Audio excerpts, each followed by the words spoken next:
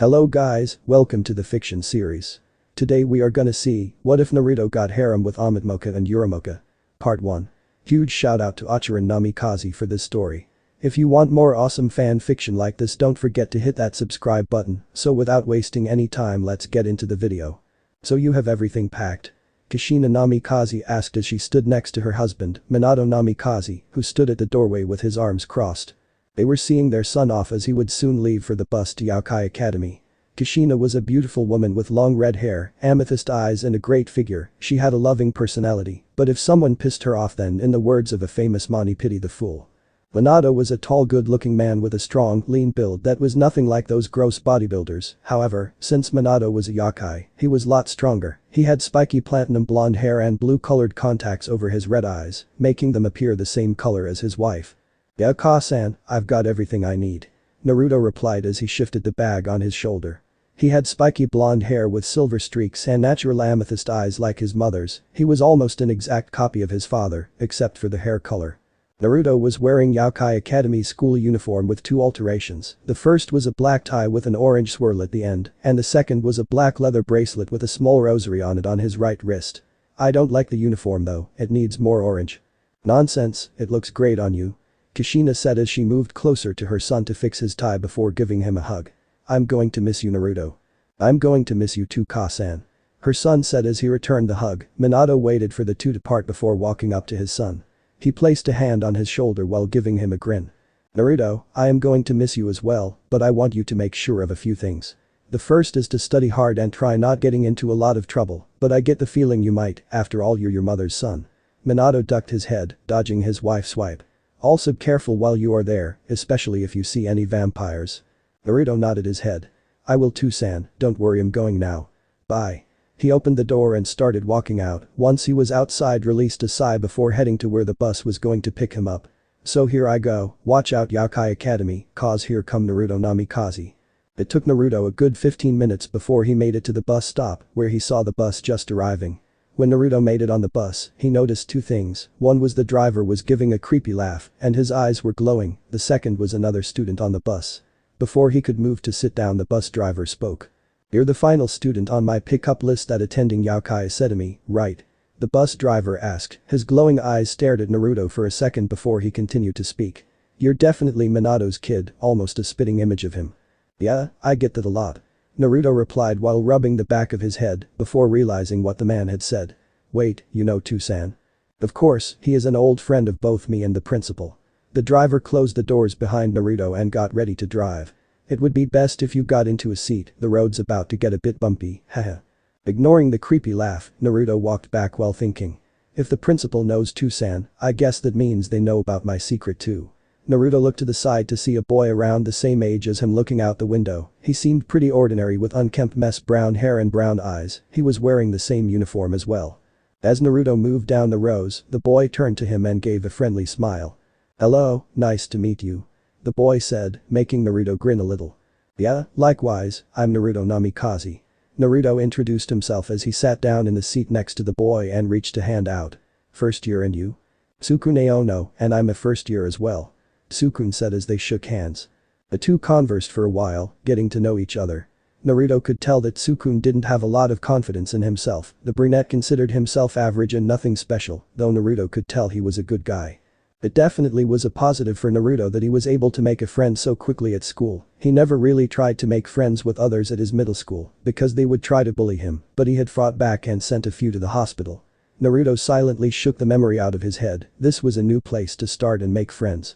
Sukune noted that Naruto was a very cool guy, energetic and funny, but knew how to be serious in certain situations.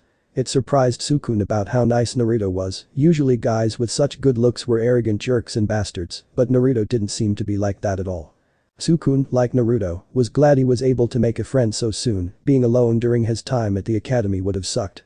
The two boys' conversation was interrupted by the bus driver as the bus entered a dark tunnel. "As soon as we exit this tunnel, we'll be at the front of the school," the bus driver said to get their attention. "You two better make sure you're ready," he said before turning back to them, showing his glowing eyes. "Because Yokai Academy is known to be a very scary school." He finished his warning with a laugh. Naruto released a low scoff before looking at Sukune, who seemed to be panicking a little at what he said. When they reached the end of the tunnel, a bright light covered the bus and blinded the two for a second. When they opened their eyes, the boys noticed the bus came to a stop. "Well, here we are," the bus driver said as he opened the door. Both Naruto and Sukune grabbed their bags and made their way off the bus. When they both got off, they saw a scarecrow in front of them with a smiling pumpkin head and a sign that said Yokai Private Academy. A good mile or two from where they were standing was the school, or at that what they believed it was. It looked like a haunted mansion. Lightning was flashing behind it like in horror stories. Surrounding the school in the area they were currently were many dead trees and tombstones. Some crows stared at them with their small black eyes. "Well, you two better be careful," the bus driver said casually before driving away, leaving the two boys behind. Getting out of his stupor first, Sukune yelled out at the retreating bus. "Wait a minute. Just what kind of place is this?" His shout went unanswered as the bus disappeared into the tunnel again. He turned away from the tunnel to take another look at his surroundings, slightly shivering. "This is where we're going to school. It's like another world compared to outside the tunnel," he said more to himself, but Naruto could easily hear his words. "Well, let's get going, don't want to get in trouble before we even start classes," he said as he gave the panicking brown-haired boy a pat on the back as he started walking towards the school. "Yeah, I guess so," Sukune responded as he followed the blonde, inwardly crying in fright and despair as he thought about much he suddenly missed his home. The two of them followed the pathway towards the school, but Naruto was already getting bored after just staring at only tombstones and dead trees the whole time. But before he could try and do something to relieve his bored, he heard a strange noise coming from behind them, making him stop in his tracks. "Huh?" Sukune noticed Naruto had stopped walking and stared at his new friend before asking. "Something wrong, Naruto?" "I just thought I heard something." Naruto stood there for a second before shrugging his shoulders at Sukune. "Guess it was just my Ima." He didn't get to finish as he felt something slam into his back. It turned out to be a pink-haired girl on a bike. She flew off the bike and collided with Naruto, sending them tumbling a few feet away, before coming to a stop with Naruto lying on top of her. "Naruto!" Sukune exclaimed as he ran towards his friend and the girl. Naruto slowly got up, making sure not to hurt the girl. "Yeah, I think so. Was that a bike?" Naruto asked as he reached for his head, feeling something wet falling down his cheek. Turning his head to get a look at the girl, Naruto's eyes widened as he stared at the most beautiful girl he'd ever seen before. She had long pink hair that below her waist. It reminded Naruto a little of how long his mother kept her hair before shaking the thoughts away, and her dazzling green eyes stared up at him. She was dressed in the female version of the school uniform, and as he got a better look at her face, before noticing she was staring up at him with a small blush on her face. Naruto remembered their position and quickly got off her with an apology. "Sorry. I didn't mean to." The girl sat up and gave him a shy and embarrassed smile. "No, I am the one who should apologize. I was feeling a little weak because of my anemia and I accidentally crashed into you." She looked at him a little startled. "Oh no, you're bleeding." Naruto reached up and touched his cheek. Sure enough, there was a little bit of blood. "Don't worry about it, it's nothing." Sukune, who was almost overcome by how beautiful the girl was, just stared as she took out a handkerchief from her pocket and reached over to wipe the blood from his friend's cheek. He noticed that she seemed to freeze before her head drew to Naruto's face with a small blush on her face. "This scented so good," the girl mumbled as she seemed to be sniffing Naruto. "Scent?" Naruto repeated as he watched her sniff him before a thought shot through his brain. "Wait. Don't tell me she's a..." "I'm sorry, but I can't control myself when blood is around." The girl placed her hands on Naruto's face as he apologized, "Because I'm a vampire." She leaned close to Naruto's neck and bit down. "A vampire?" Naruto whispered in surprise as he felt the girl suck his blood, and it didn't hurt, it was more like a tiny pinch, and there was a pleasant feeling in his neck. He didn't think that he would see a vampire this soon. Naruto turned to look at Sukune, who looked like he was panicking a little at what was happening in front of him. When the girl finally pulled away, she had a dreamy look on her face as she spoke. "Thank you so much, your blood was the best I've ever tasted." "Thanks," Naruto replied, not knowing how else to respond. "Naruto, are you okay?" Sukune asked his in-a-daze friend before turning to the girl. "Did you really just drink his blood?" The look of embarrassment came to her face as she nodded her head. "Yes, I'm sorry for doing that without any warning or asking, but as soon as I caught his scent I couldn't hold myself back." She gave the two a smile. "I'm a vampire, you see." "The vampire as in the blood-sucking yakes that hate crosses and garlic," Sukune exclaimed. "Yuhe." The pincat seemed quiet as she stared at Naruto before asking, "Do you not like vampires?" Naruto shook his head as he stared back at the female vampire. "I can't really say that I have anything against them, I mean I only know of one." Naruto gave her a sheepish smile as he rubbed the back of his head. Naruto felt a body collide into him and saw the girl was now on top of him, giving him a bright smile. "I'm so glad to hear that. Do you want to be friends?" she asked excitedly. Sure, I don't see why we can't. Naruto replied, blushing a little on how close she was to him.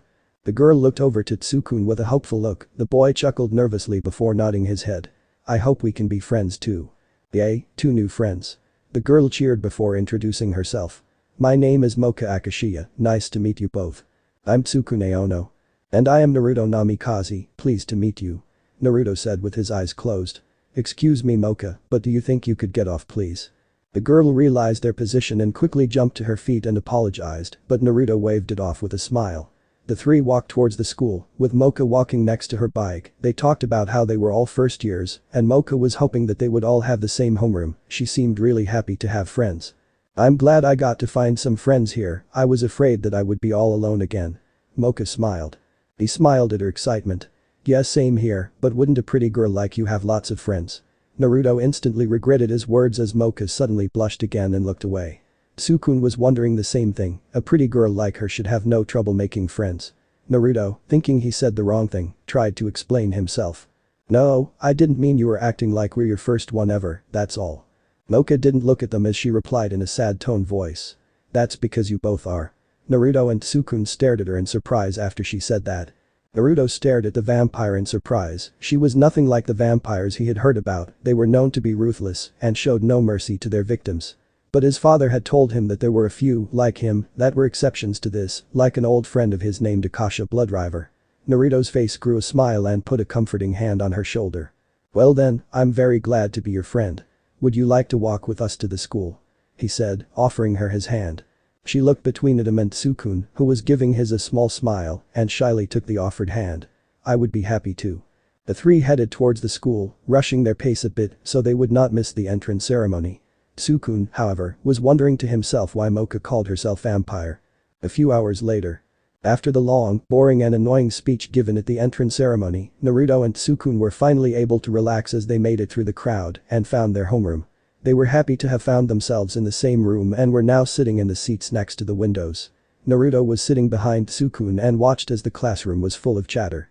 The homeroom teacher came in and settled down the class. She was a young blonde woman with glasses and had a weird hairstyle, 2 tufts of hair on each side were sticking out almost like a pair of cat ears. In Naruto's opinion she seemed a little airheaded but had a nice personality. Tsukun was just glad that he had such a beautiful, nice teacher. She smiled at the class and started her introduction. Hello class, and welcome to Yokai Academy. I am your homeroom teacher, Shizuka Nekonim. She said cheerfully before walking next to something written on the blackboard. I'm sure you all are already aware of this, but Yokai Academy is a school built for the sake of Yakais. This made Tsukun freeze as he tried to absorb what she just said. A school for monster. The fact is that the world is currently dominated by humans. If we are to survive, we must learn to coexist with them. The class seemed to ignore Tsukun's actions as they listened to the teacher speak, well, except for Naruto who watched Tsukun's body shake like crazy with an eyebrow raised.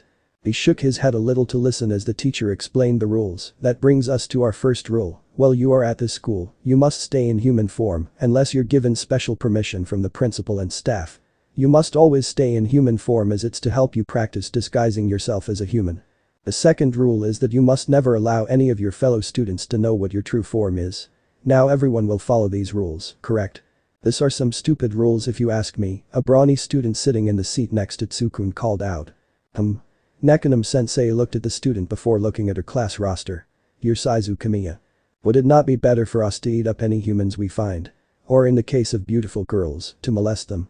Saizu commented as his tongue slithered out, freaking out Tsukun and getting a small huff from Naruto. Oh no, that wouldn't be possible, Nekonim-sensei answered. Since here at Yokai Academy, the teachers and students are all Yakais, there are no genuine humans here.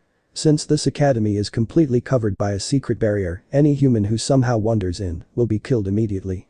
The fact that she said that caused Tsukun to mentally freak out a little, the addition to Saizu giving him a creepy look wasn't helping him calm down.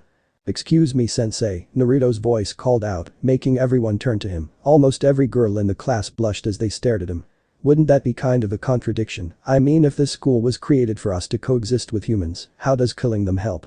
That question quieted everyone as they thought about the truth of his words. Truthfully, I'm not sure how, only the creator of the school would know the answer to that. Nekonim-sensei replied before she heard the door open. I'm so sorry I'm late, a girl's voice called from the classroom door. After the entrance ceremony I kind of got lost in the school. Nekonom-sensei looked over to the girl and smiled. It's fine, why don't you introduce yourself? Okay, the girl revealed to be Moka as she stepped into the room and faced the class. My name is Moka Akashiya. It's nice to meet you all. Immediately the boys went crazy as they looked at the beautiful girl. Is that really her human form? She's so hot. I think I'm in love. I'm so glad she's in my class. Many such comments flew about the room and were suddenly be shouted out to her. One of the students, the one who had commented earlier about eating humans and molesting their woman, didn't bother to say anything. He just eyed her with a hungry look. Moka stood there a moment, she didn't think she would get such attention and looked around the classroom. Her eyes widened as she spotted two familiar faces. Naruto-kun. Sukun. She shouted happily. I'm so glad we're in the same class. She ran over to them and gave Naruto a hug. Since it was the first day there were no official classes, the student had only been required to attend the entrance ceremony and meet with their homeroom teacher. Once Nekonom-sensei had dismissed them, they were free to explore the academy grounds. But before any of the other boys in class could approach her, Moka grabbed a hold of Naruto and Tsukun's arms and swiftly led them out into the hallway. Let's go explore. She'd said excitedly as she continued to pull them. Naruto only smiled and nodded his head while Tsukun is deep in thought about him being in a yokai school. Even given the situation he just couldn't help but enjoy the time he is having with Naruto and Moka. Her joy and eagerness were just contagious and both Tsukun and Naruto actually found themselves sharing in the fun. Tsukun also couldn't help but notice the jealous looks all the guys were sending in his and Naruto's direction, as well as some of the girls sending jealous looks at Moka.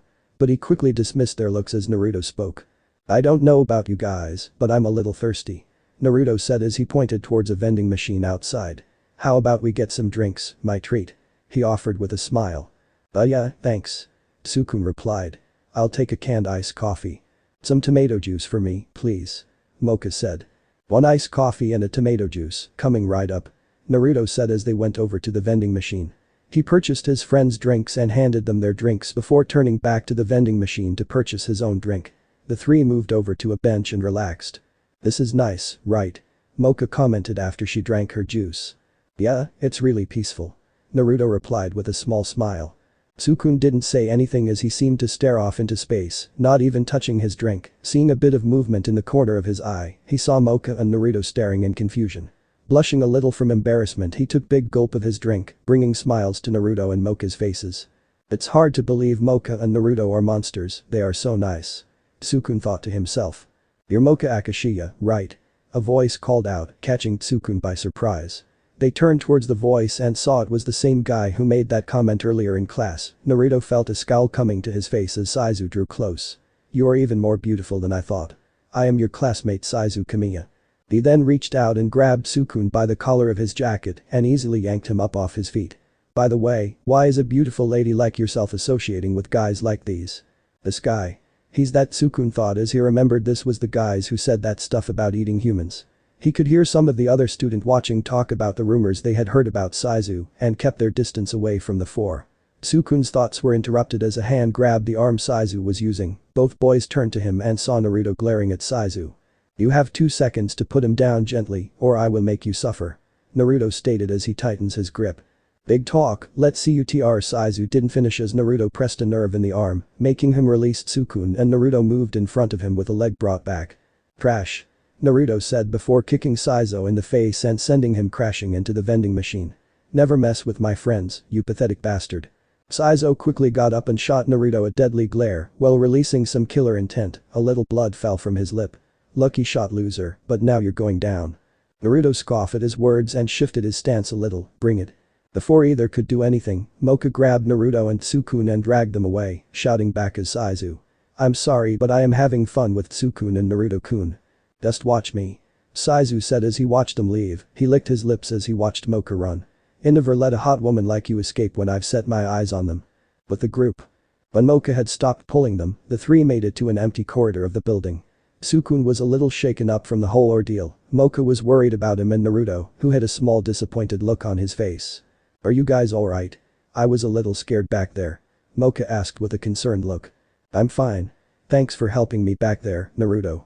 Tsukun said as he turned to look at the bi-colored teen. No problem, but you should have let me kicked his ass. Naruto grumbled, he seemed to be pouting a little about not being able to fight that bully. I don't want you to get in trouble, Naruto-kun. Moka replied as she gave her own pout. Naruto stared at her without any emotions before relenting to her. Why are you guys so friendly with me? I'm just a mediocre person, I doubt that you would have any trouble hanging out with anyone at this school, so why me? He asked, wondering why they would want to be friends with a human. Don't say that. Moka said, surprising Tsukun a little. Tsukun, you're not mediocre or worthless or anything like that. Really? Tsukun asked as he stared at Moka. She nodded swiftly. Of course. She's right, you know. Tsukun turned and saw Naruto, who was smiling at him. You should talk down about yourself like that, you have some good qualities. Moka-san, Naruto thinks. Tsukun said as he rubbed the back of his head with a smile. You have good qualities as well, Naruto-kun. Moka commented, you're a nice person and very protective. Yeah? Now Naruto was rubbing the back of his head. I thought it was natural to stick by your friends. I guess that's true, but that's what I like about you, and also Moka blushed as she stared up at him. Also? We're on blood-sucking terms. She finished with a blush and had her hands on her cheeks, making both boys' face fault. Seriously? Naruto said with a deadpan look. What does that even mean? Tsukun asked. You should be proud.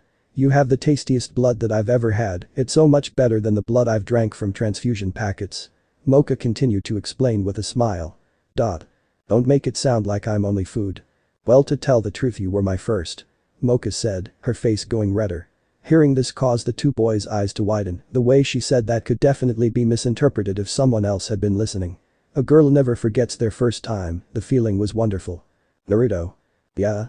Since you're her first, you have to make sure that you take responsibility. Tsukun said with a serious look but had a small grin showing he was joking, causing Naruto stared at him in shock and had a little blush. What are you talking about? He shouted. And since when did you make jokes like that? Don't say something so embarrassing.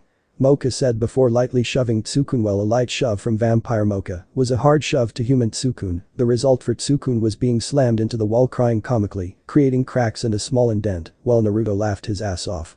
Hell, one joke can't get shoved into a wall, that's not right. Tsukun complained as Naruto pulled him away from the wall.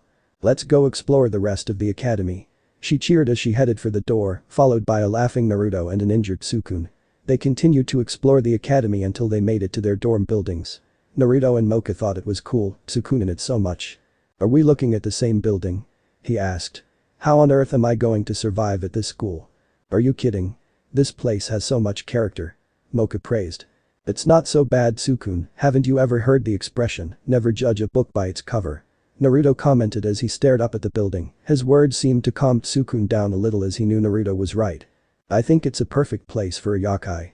Speaking of which, what type of yokai are you two? Moka asked curiously, making Tsukun freeze up.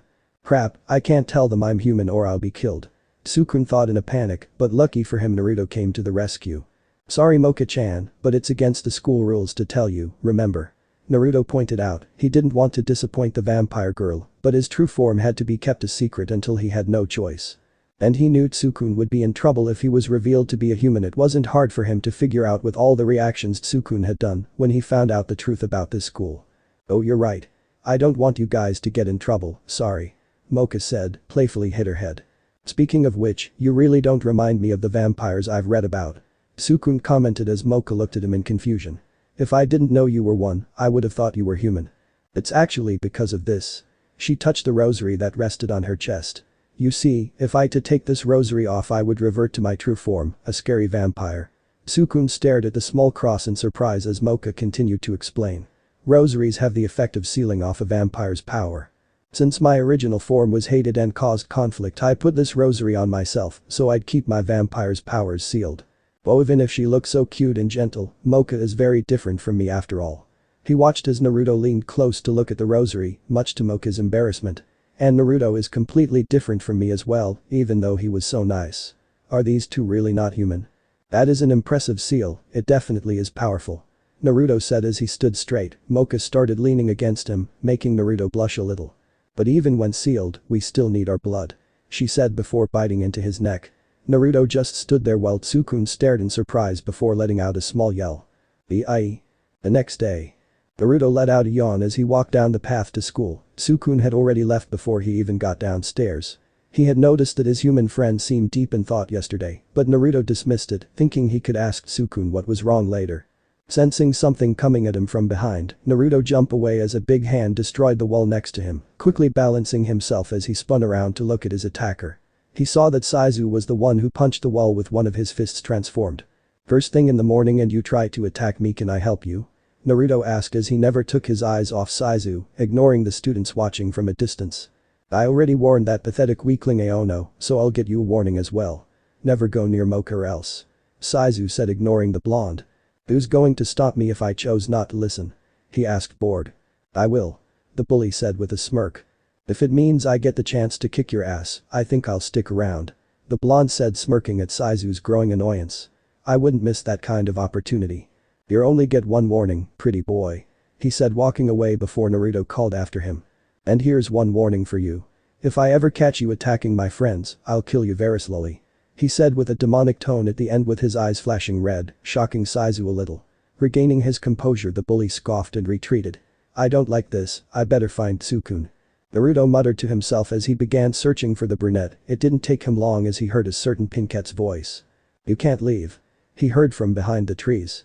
He followed the voice to see a distressed Moka next to a sad Tsukun who was holding a suitcase. Naruto stayed back as he watched the scene. "I'm sorry Moka, but this school just too scary for me," Tsukun said gravely. He would have been happy to stay here with her and Naruto, but receiving that death threat from Saizu was too much for him to take. After all, he's human, he doesn't belong here at a yokai school. "I think it would be best if I just go to a human school," he admitted, shocking the young vampire. "You can't go to a human school. I hate those humans," she cried. Hearing this, Tsukun felt his heart shatter while Naruto cringed. Those words stung a little. "I had actually gone to school in the human world before coming here. It was horrible, I felt so isolated and alone. The humans don't believe in yakais. I started to see myself as a freak, as different from everyone else, and to wonder if it would be better if I didn't exist at all." She was alone. Naruto muttered from where he was watching, listening to the girl as she talked about her past. "Just like I was. But both you and Naruto said you were fine with me being a vampire. You two are the first real friends I've ever had," Moka said with a smile. "Let's just stay here and the three of us will stick together at this arcade." "What if I told Youth that I was one of those humans you hated?" he interrupted, shocking the pink-haired girl, but he continued on. "Would you still stop me?" Seeing Moka stare at him, Tsukun gathered himself before continuing. "I'm human, I got accepted to this school by mistake. I'm completely different from you and Naruto." "That's impossible," she muttered, but he heard her. "No human could possibly." He noticed her look and frowned. The look Moka had was full of fear and a little bit of hatred, but it mostly contained sadness. Tsukun turned away from her. "So now that you know I'm a human, that's how you look at me?" Moka looked surprised. "That's right, I shouldn't even be here to start with." Moka tried to stop him by grabbing his shoulder. "Wait. Tsukune, is it really true?" Tsukun cut her off again. "You hate humans, remember? Well, maybe I don't like yakais either." Tsukun turned and ran away with his luggage as soon as he said that. Moka tried calling out to him, "Tsukun." Naruto watched him run into the forest and felt sad as his watch his two new friends end their argument like that. With a deep sigh, he walked towards the sad girl. Moka kept her head down as she let some of her tears fall, before turning her head a little when she heard footsteps. She saw Naruto standing there with a sad look. "Look, I'm sorry." Naruto apologized as Moka looked at him with her teary eyes. "I had figured it out earlier, but I didn't want him to get killed, so I kept quiet." "So are you one too? Are you a human as well?" Naruto didn't answer right away. He closed his eyes and looked down. "Part of me is." Seeing her confused look, he explained. "I'm half human, my mother is human and my father is a yokai." Moka felt tears rolling down her face. "Well then why are you still here? You probably hate yakais even more than him. Hanyus are said to be hated by both yakais and humans, aren't they?" Naruto watched as she fell to the ground, covering her face with her hands. He walked up to her and knelt in front of her. She looked meekly up at him. Naruto smiled warmly at her. "Personally, I don't have any hatred towards yakais or humans, and to me, Moka-chan, you're not just a yokai." Moka stared up at him, wondering what he was going to say. Naruto used his thumbs to wipe a few tears off her cheeks. Moka blushed at the contact. "To me, Moka, you're one of my precious friends and I won't ever abandon you." Moka felt more tear come after he said that and hugged him, crying softly into his neck. Naruto hugged her back and ran a hand through her hair, doing his best to calm her down. Soon Moka let go of him and Naruto stared her in the eyes. "Moka, I'll have to leave you for a bit. I'm going to bring Tsukun back, so wait here and I'll be back." "You promise?" Moka asked. "I promise, and I always keep my word." Naruto responded with a smile before running into the forest. Moka continued to stare, unaware that a figure was hiding in the shadows. Sukun looked across the red ocean and at this very strange cliff. Now I can go back to my totally average life. He heard the bus pull up and released a deep sigh. Is that really what I want? Being Hurry was the first to mate didn't feel alone. He saw the bus pull up to him. The door opened and the bus driver from before was smoking his cigar again. He looked at Sukun and smiled, haha, I had a feeling you'd run away. Sukun looked surprised. The driver continued, I could see it on your face. He opened the door to the bus, if you have no regrets boy, climb aboard. Sukun looked down and was about to take a step on the bus when a voice stopped him. Are you sure you really want to do that, Sukun? Sukun whipped around and saw Naruto leaning on the tree next to the scarecrow, giving his a cold look. He pushed off the tree and slowly walked at Sukun. He stopped walking when he was standing right in front of Sukun. So, you're here as well boy. The bus driver said, but noticed Naruto was ignoring him, keeping his amethyst eyes on Sukun. We would really miss you if you left Sukune. You don't have to go through this alone. Naruto said seriously. Sukun hesitated, he had no idea what to say to Naruto. I'm going to tell you a little secret Sukun, about my true form. Naruto said, making the boy in front of him look at him in surprise. Your true form? Sukun repeated. Naruto nodded his head. Are you sure you want him to know? The bus driver asked as he stepped off the bus, taking a big inhale of his cigar before releasing the smoke. Not that you're breaking any rules since you are so far away from the school, but you would be opening a door that could never close again. I trust Sukun. Naruto stated with a smile, before looking serious. I am what is known as a half-breeder Hanyu, it is a being that is born from both a yokai and human parent. In my case, my mother is a human, and my father is a yokai. So we were half human and half yokai. That's right, people like me aren't liked by either humans or yokai, so I know what you and Moka must have felt like, being alone. Like I said before Sukun, you don't have to go through this by yourself, Moka and I will be right there with you. But it's your choice on whether to stay and trust us to help or leave, and we would most likely never meet again. Sukun stood there in silence, wondering what he should do. Back with Moka. Moka walked around thinking about what both Naruto and Sukun said, tears falling down her face. She kicked a rock on the ground, I finally make some friends and I say such mean things that push them away. She felt someone suddenly grab her wrist and her waist, making sure she wouldn't move. Moka heard a voice from behind her, so what brings you out here alone? She turned to the familiar voice and saw shaggy blonde hair and a lip piercing. Saizu.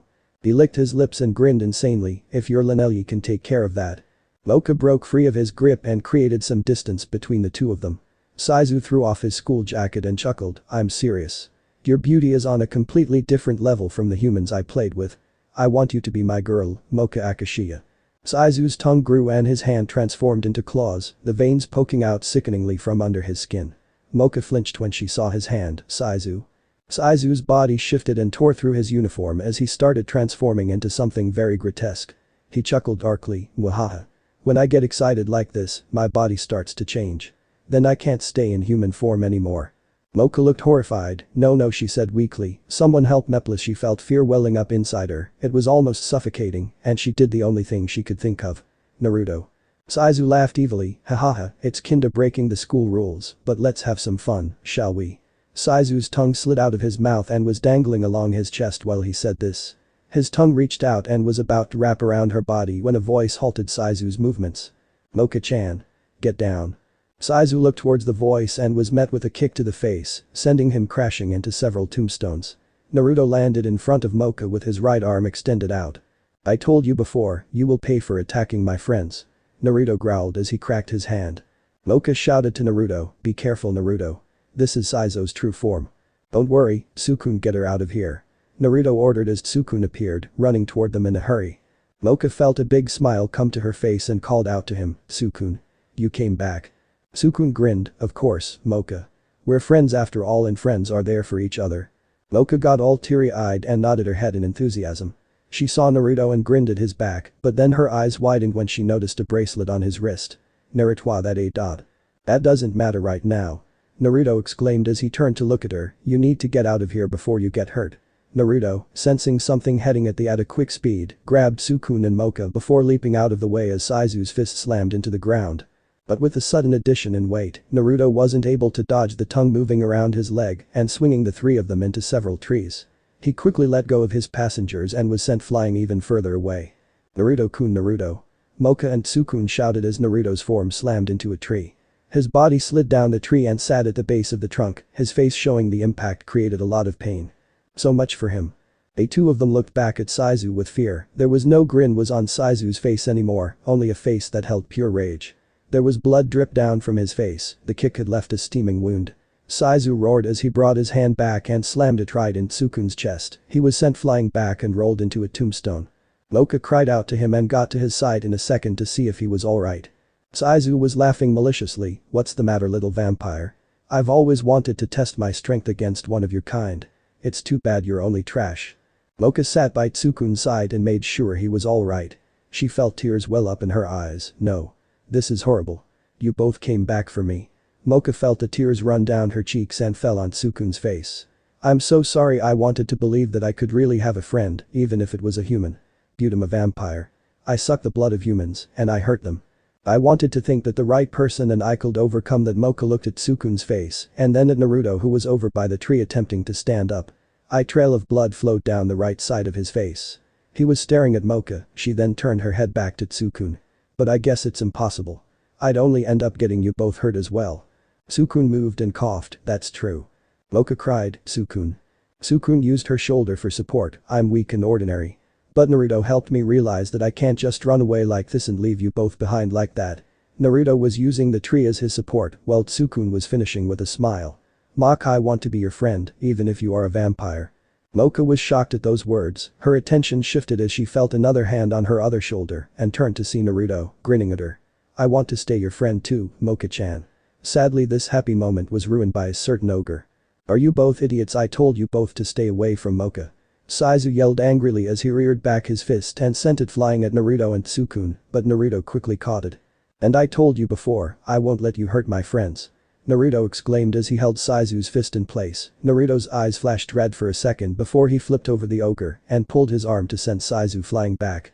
Naruto dashed forward and threw an uppercut to Saizu's back, lifting his body a bit and making it rotate 180 degrees, with his head facing Naruto, who had a punch ready, and slammed it against side of the ogre's face. Saizu crashed into a few trees and laid still against a tree for a moment before rising to his feet. Naruto went into a battle position, ready for any counterattack. Is this really all you've got, Saizu? I'm not impressed. Saizu said nothing before turning to Moka and Tsukun, opening his mouth, his tongue shot out and headed in their direction, ready to pierce either one. Shit. Naruto thought before quickly moving in front of his friends and took the attack, the tongue piercing his chest near his heart. Blood flowed from the wound in Naruto's mouth. Mad-eat. Naruto-kun. Moka shouted in fear as Saizu's tongue retracted back to his mouth. More blood burst out of the wound. The scent was getting to Moka, but she shook it off as Naruto turned to them. Tsukun watched in shock as blood spread throughout Naruto's uniform. So predictable. Saizu said with a smirk as he watched the blonde stumble. Get out of here. Naruto said as he reached out to push Moka and Tsukun away. Naruto knew he couldn't fight with his full power as long as his friends were there. You have torn. Naruto's hand caught onto the rosary before it was ripped off by the weight of Naruto's body pulling it. Tsukun quickly caught Naruto as he fell. Ericum was all Moka could say before a bright light flashed around the seal and a dark reddish pink glow covered off Moka. She disappeared in the light and Saizo's attention was focused on her. Naruto watched a transformation occurred while the pain started to diminish as his healing abilities kicked in. Naruto and Tsukun remembered her words from yesterday as they watched her body change. If this rosary were to be taken off, he would turn into my true form, a scary vampire. They watched as her skin seemed to turn pale, her hands grew claws, her proportions grew drastically, her teeth became fangs, and her hair turned silver. Saizo looked fearfully at this transformed Moka. What is this? This radiating power, it's like she's not Moka Akashiya anymore. She's a totally different person. So this is the vampire, Tsukun thought in amazement and slight fear as he felt Naruto stand up and move back a bit to lean against the tree. Saizo thought in total fear, red ice and an intense amount of power.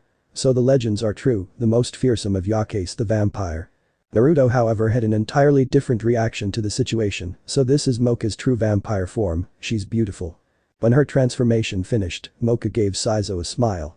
What's the Materog one? I thought you wanted to have some fun with me. So just try and take me by force. She held out her hand to the trembling Saizu with an evil glint in her eyes. If you can. Saizu reached out to strike Moka with his claw, releasing a roar full of pure hatred and anger. Tsukun looked shocked and yelled out to her, Moka. Moka didn't move as he attacked her. Everyone was shocked that she didn't anything at all. Saizu's claw made contact, but Moka didn't budge an inch. But what she said next was simply amazing. Is this all the power you've got? Naruto watched as she moved at amazing speeds appeared in front of Saizu's face, ready to give him a brutal kick at the exact same place that Naruto hit earlier. It's time for you to. She gave him a scary look and finished with venom in her voice, know your place. She gave Saizu a powerful kick that sent him crashing through several trees and tombstone before rolling on the ground until he stopped, unconscious and unmoving. Moka put her hand out in front of her, almost as if she was challenging him to get up again.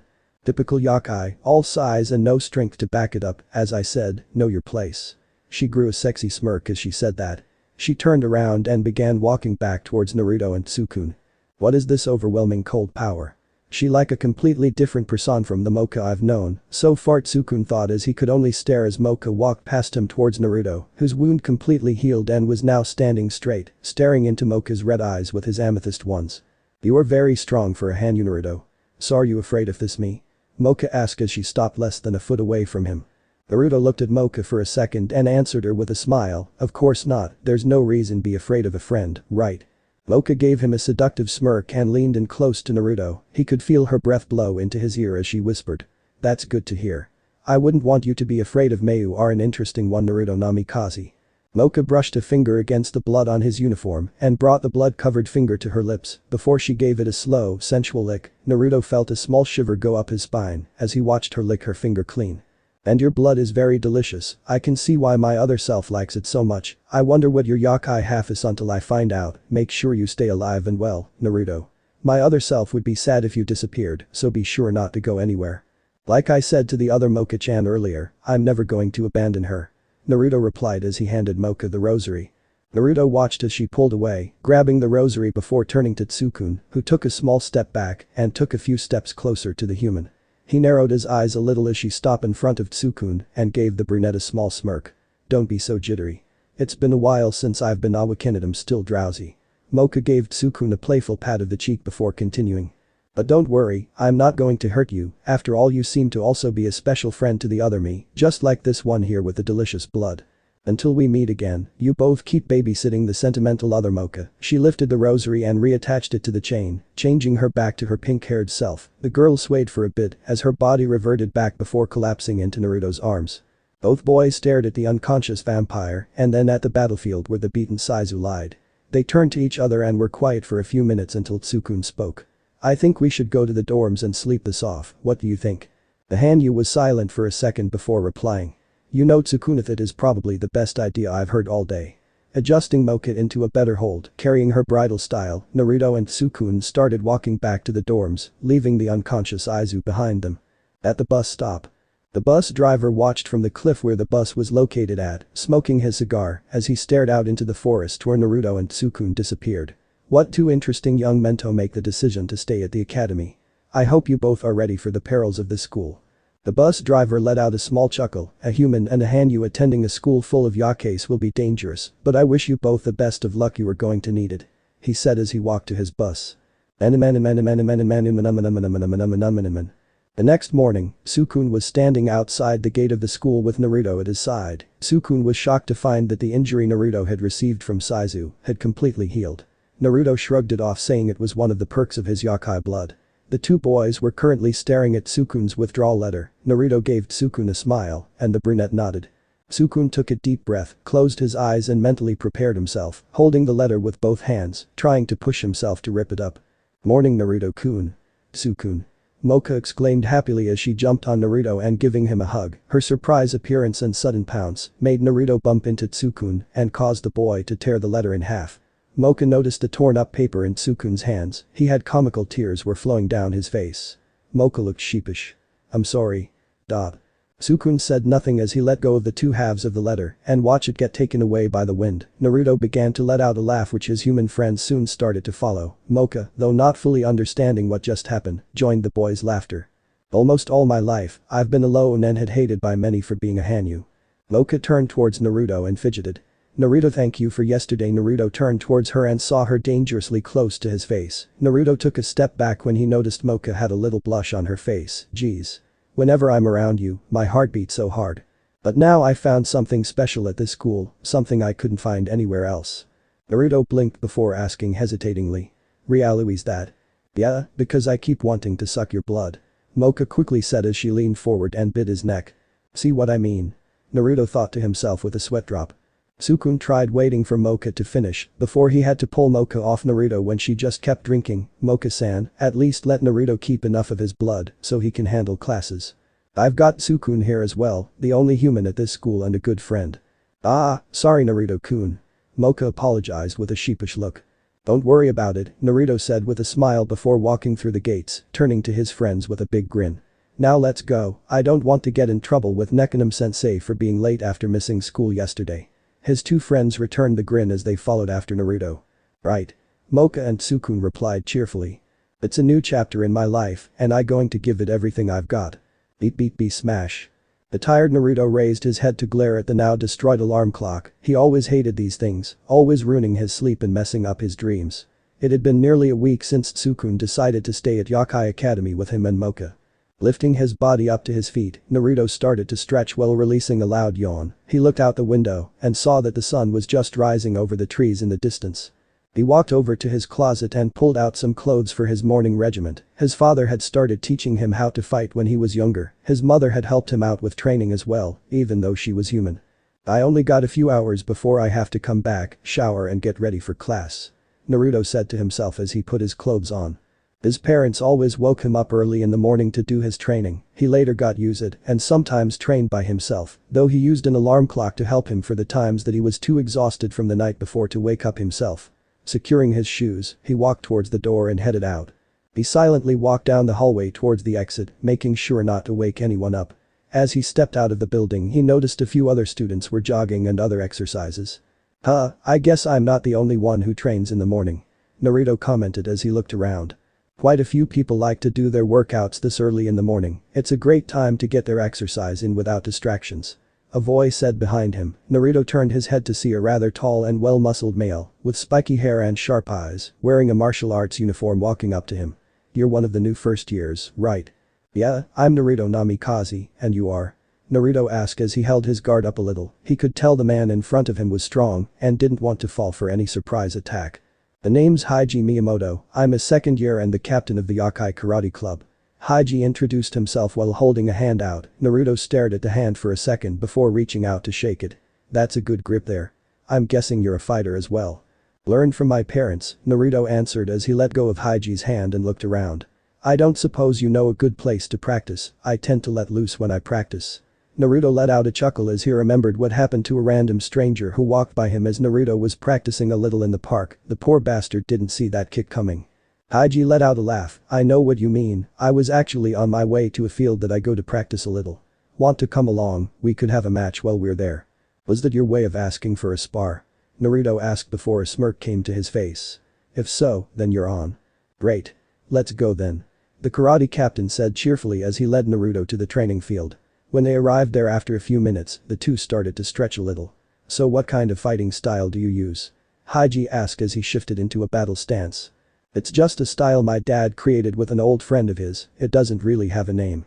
Naruto answered as he brought one hand just above to his shoulder next to his head and the other hand was stretched out just below his chest. So what's the signal? Haji looked around for a second before noticing a twig was about to break off one of the dead trees. When that twig over there hits the ground, we'll start. Naruto's eyes shifted to see the twig for a second before looking back at Haji with a nod. The two were quiet as a breeze passed by them, making their clothes and hair wave around a little. The breeze was enough to break the twig away from the tree and it slowly fell to the ground next to them. As soon as it made contact with the dirt, both of the fighters charged forward with their fists ready. A few hours later. I wonder where Naruto is, Sukun muttered to himself as he walked out of the dorms, keeping an eye out for his blonde friend. He noticed a bunch of the guys had stopped walking and were staring at something. I wonder what they're all staring at. Wait, isn't that Moka-san? Indeed it was the pink-haired vampire. She was leaning against a tree with her eyes closed. Sukun guessed she was waiting for him and Naruto. As Sukun drew closer he could hear some of the other guys speaking to each other. Wow, check her out. She is so gorgeous. What's a hot eye like that just standing there for? Sukun, ignoring the hormonal monsters, greeted his friend. Hey Moka-san, good morning. Hearing her human friend, she turned to the speaker and gave him a smile before walking over to him. Good morning Sukun, how are you? Are you doing alright? She looked around and noticed a certain blonde Hanyu was not with him. Where's Naruto-kun, is he not ready yet? I don't know, Sukun said as he rubbed the back of his head. I didn't see him earlier, and he wasn't at breakfast either. So I thought he left before me to see you. The Pincat shook her head. No, I didn't see him. I hope he's alright. Popu is alright. A voice called out. The two turned around to see Naruto staring at them with a small grin. He looked a little scratch up, and his clothes were a little torn, but other than that he seemed fine. Naruto-kun. Moka exclaimed as she ran up to him with Sukun following at an even pace. What happened to you? You're all scuffed up. Naruto looked down at his physical condition before shrugging it off. Oh I met a strong upperclassman earlier, nice guy too. Anyway, we had a little sparring session and got a little carried away, barely noticed the time slip by. Naruto chuckled a little before continuing. This is nothing though, you should have seen him. Second year dorms. He was pretty good for a freshman, I better keep an eye out for him to join our club. Haiji thought as he was walking up the stair to get to his room. He had a mark on his cheek that resembled a fist a little and a drip of blood coming out his lip. His clothes had tears in it, and if you looked closely he had a very slight limp in his step. As he reached his door a voice called out from the room a few doors down. What the hell happened to you? Haiji looked and saw a man his age with red-violet eyes and ink-black hair, which was being held back by a red headband, staring at him with a raised eyebrow. The man was wearing the uniform except without the tie, and his shirt is open a little, which shows a wolf head pendant. None of your funking business, that's what happened. Haiji said with a hard stare. Geez, you kiss your mother with that mouth. Oh wait, you only do that for little girls. The man replied with a small glare. Shut up, Jin. Haiji shouted as he entered his room, but he didn't deny what was said. Back with the others. But still, even if it was a spar, you got hurt. Moka said as she took out a handkerchief out of her pocket and wiped a little dirt off his cheek. The students that were watching started to release a bit of killer intent as they watched their goddess show some blonde such affection. Naruto ignored the glares as he felt Moka's hand on his cheek. With a small blush he reached up and grabbed her hand. Like I said, I'm fine. I heal quickly. He said with a smile before he let go and started to walk to the dorms. Hey Naruto, where are you going? Sukun asked as he watched Naruto walk away from them. Naruto stopped and turned his head to look at them. I'm going to take a quick shower and change into my uniform. Can't really show up like this now, can I? He started walking again towards the dorms. You guys go on ahead, I make it to class before the bell. They watched Naruto disappear through the doors and Sukun turned to Moka. So you ready to head to class? Actually, Moka looked at him with a smile. I'm going to wait for him. You go on ahead, Sukun. Are you sure? Sukun asked. Moka nodded her head and moved to sit on a tombstone near where they were standing. Okay, I'll see you guys in class. Sukun said before he started to walk away, a little disappointed that he was walking to class alone. He walked down the path, thinking about the two friends he made while he was here. Those two felt something for each other, even Sukun could see that. With a sigh Sukun thought to himself, I wonder if I could find someone too. Some onomatopoeia sweet voice called out, interrupting his thoughts. He turned towards the source and blushed at what he saw. A beautiful girl with blue hair and the biggest chest he ever saw was lying on the ground. She's gorgeous. He thought to himself as the girl looked up and saw Sukun looking at her. The girl's hair was a light ocean blue, held back by a purple ribbon headband with one star on each side. She has deep purple eyes and thick eyelashes. The uniform she was wearing had the same checker skirt like the normal attire, but she had a plain long-sleeved white shirt with a pale yellow-colored vest over it and a red bow tie. She had white leg warmers and plain black dress shoes. I don't feel well, please can you help me? She asked weakly, snapping the boy out of his trance. Oh of course. Can you stand? He asked as he helped her to his feet. It hurt so much. She said with a flinch as she stood up. What's wrong? Sukun asked concerned. My chest feels like it's about to burst.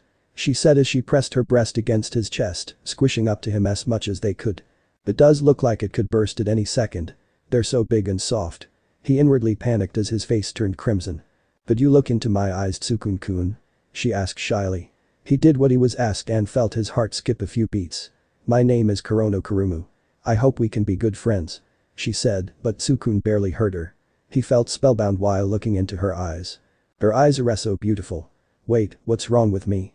Why do I want to hold her tightly? He asked himself as he felt his body move on its one and wrapped his arms around her, pulling her body closer to his.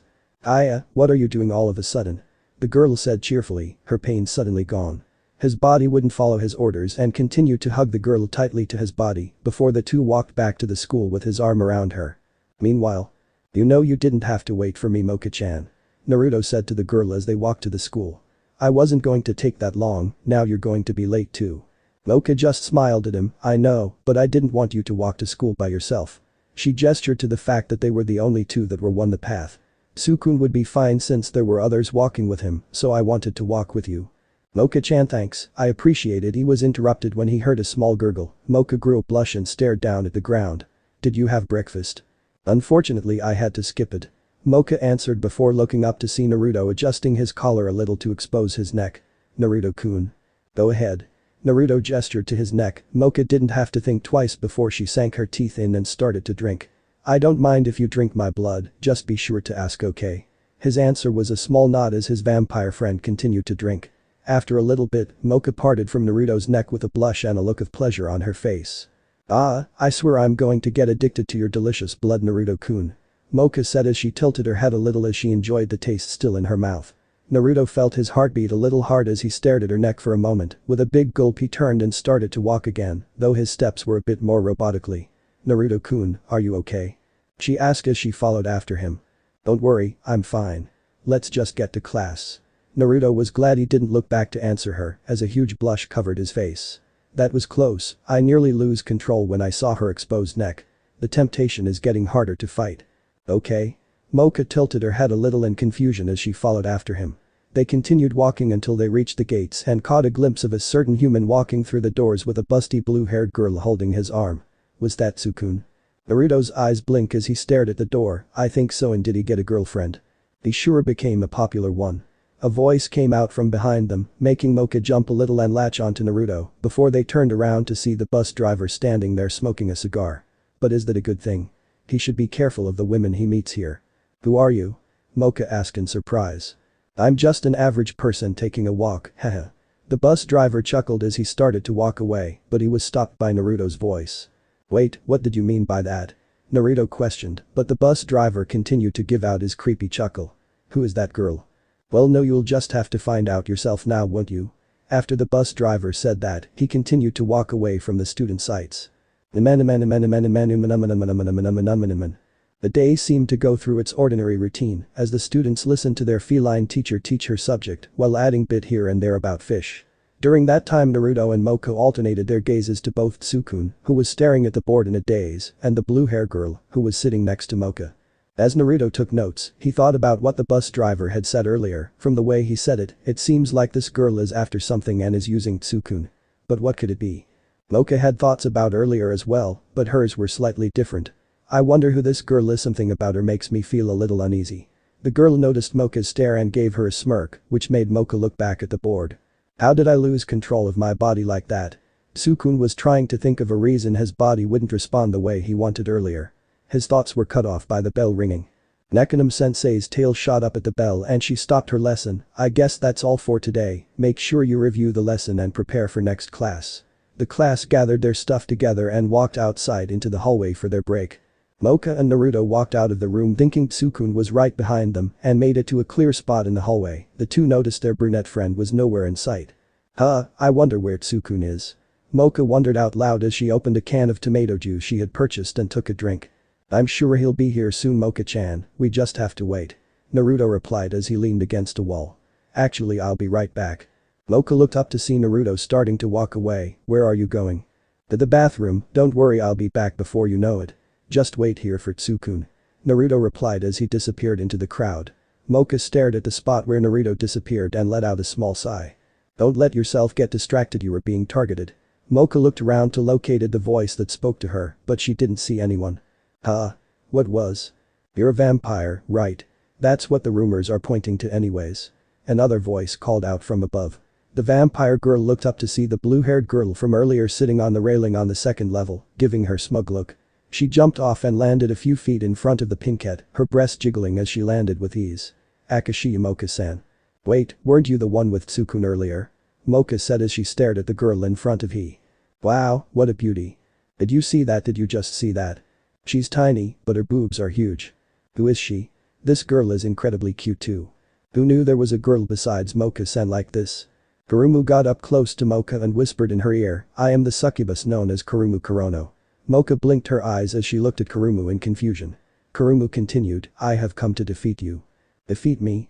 Moka questioned before she realized what the brunette had said, wasn't it against school rules to give away your true form? Kurumu ignored her question and exclaimed angrily, I can't stand it anymore. She pointed at the confused Moka. "You're the biggest eyesore in the way of my great plan." "Plan?" Moka repeated with a tilt of her head. "Is me perfect plan to make each and every male of the student body at this academy my slaves." Kurumu made a sexy pose, "The Yokai Academy harem transformation plan." Moka and students watching and listening to this girl all felt their mouths drop in astonishment at what she said. Moka recovered herself and asked. "But what does that?" "However, the guys at this academy are dreaming about you, instead of me." Kurumu exclaimed as she went right up to Moka's face. "I'm not letting you get away with this. I refuse to lose in a battle of feminine charm." The guys however looked at the two female goddesses with shocked expressions. One of them spoke out. "They look like they're in a heated argument." The other students nodded their heads. "That's why I've decided to prove I can defeat you," Kurumu stated with a smirk, like she already knew she won. "I'll show you that I'm better than Yaobi stealing Naruto Namikaze and Tsukune Ono from you. I already have Tsukune in my grasps." Moka decided now was the time to speak up. With a look of complete pleading she said, "Hold on. Naruto-kun and Tsukune don't have anything to do with this. Leave them be." Kurumu let out a laugh. "I knew it from the moment when Tsukune and Itachi has a really good scent almost like a human's." Moka's body froze up a little when the succubus said that. She didn't want Kurumu to finding out Tsukune's secret, but said nothing as Kurumu continued talking. "Is his blood delicious? You're using Tsukune-kun as food aren't you?" Kurumu laughed, almost evilly. "No, I've never drank Tsukune's blood." Moka denied with a stutter. "And Naruto-kun isn't food to me." "So that means you're more interested in Naruto, Then as soon as I finish taking Tsukune away from you, Naruto will be my next target." Kurumu let out a dark chuckle when she noticed Moka's eyes narrowed a little. "He is quite a looker. I was going to go after him anyways. But the look that will be on your face when he is taken from you will be a sight to see." She was interrupted by a voice. "Hey Moka-chan, look who I found." Everyone turned to the source of the voice and saw Naruto walking over to them with Tsukune by his side. The brunette had a nervous look on his face. "We met up on my way back from the restroom. What's going on?" Naruto asked as he and Tsukune stopped a few feet away from Moka and Kurumu. "Ooh. It's Tsukune-kun," Kurumu said as she wrapped her arms around Tsukune in a loving embrace. Tsukune was freaking out a little at the beautiful girl rubbing herself against him, her breast grinding against his chest. "Thanks so much for helping me earlier, Tsukune-kun." Naruto slowly walked next to Moka and whispered, "Did I miss something?" Moka nodded her head. "Yes, she's really dangerous," she exclaimed, catching the human and succubus's attentions. "Tsukune, you have to get away from her. You're being tricked." Tsukune tried to speak but was cut off by Kurumu. "Such awful words," she said overdramatically as she leaned into Tsukune some more. "How can you say such cruel things?" "I'm starting to get dizzy again Tsukune-kun, we've got to go to the infirmary."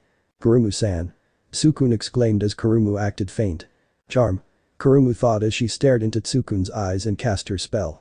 "There's that weird feeling again. What the heck is going on?" Tsukune thought to himself as he felt his control over his body disappear once again. "There is something going on and I know that girl is behind it. I think I remember my father telling me something about a certain monster that seduces men." Naruto thought to himself as he watched the scene in front of him and Moka. He noticed Tsukune's eyes starting to dull. Naruto's eyes widened. Shit, that look in his eye means he fell under the charm spell. "Sees a succubus." He heard Moka try to warn Tsukune again, not realizing their friend fell under Kurumu's spell. "Please Tsukune, you have to get away from this girl or she's going to eat you." Tsukune felt his body react without thinking and look at Moka with an uninterested look. "Oh really?" Tsukune felt himself saying to Moka, startling the vampire at the tone of his voice. "Just like you might do to me when you stop sucking Naruto's blood." "What?" Moka stuttered as a few tears came to her eyes. "I'd rather keep my blood, so I think I'll stick with Kurumu-chan," Tsukune said.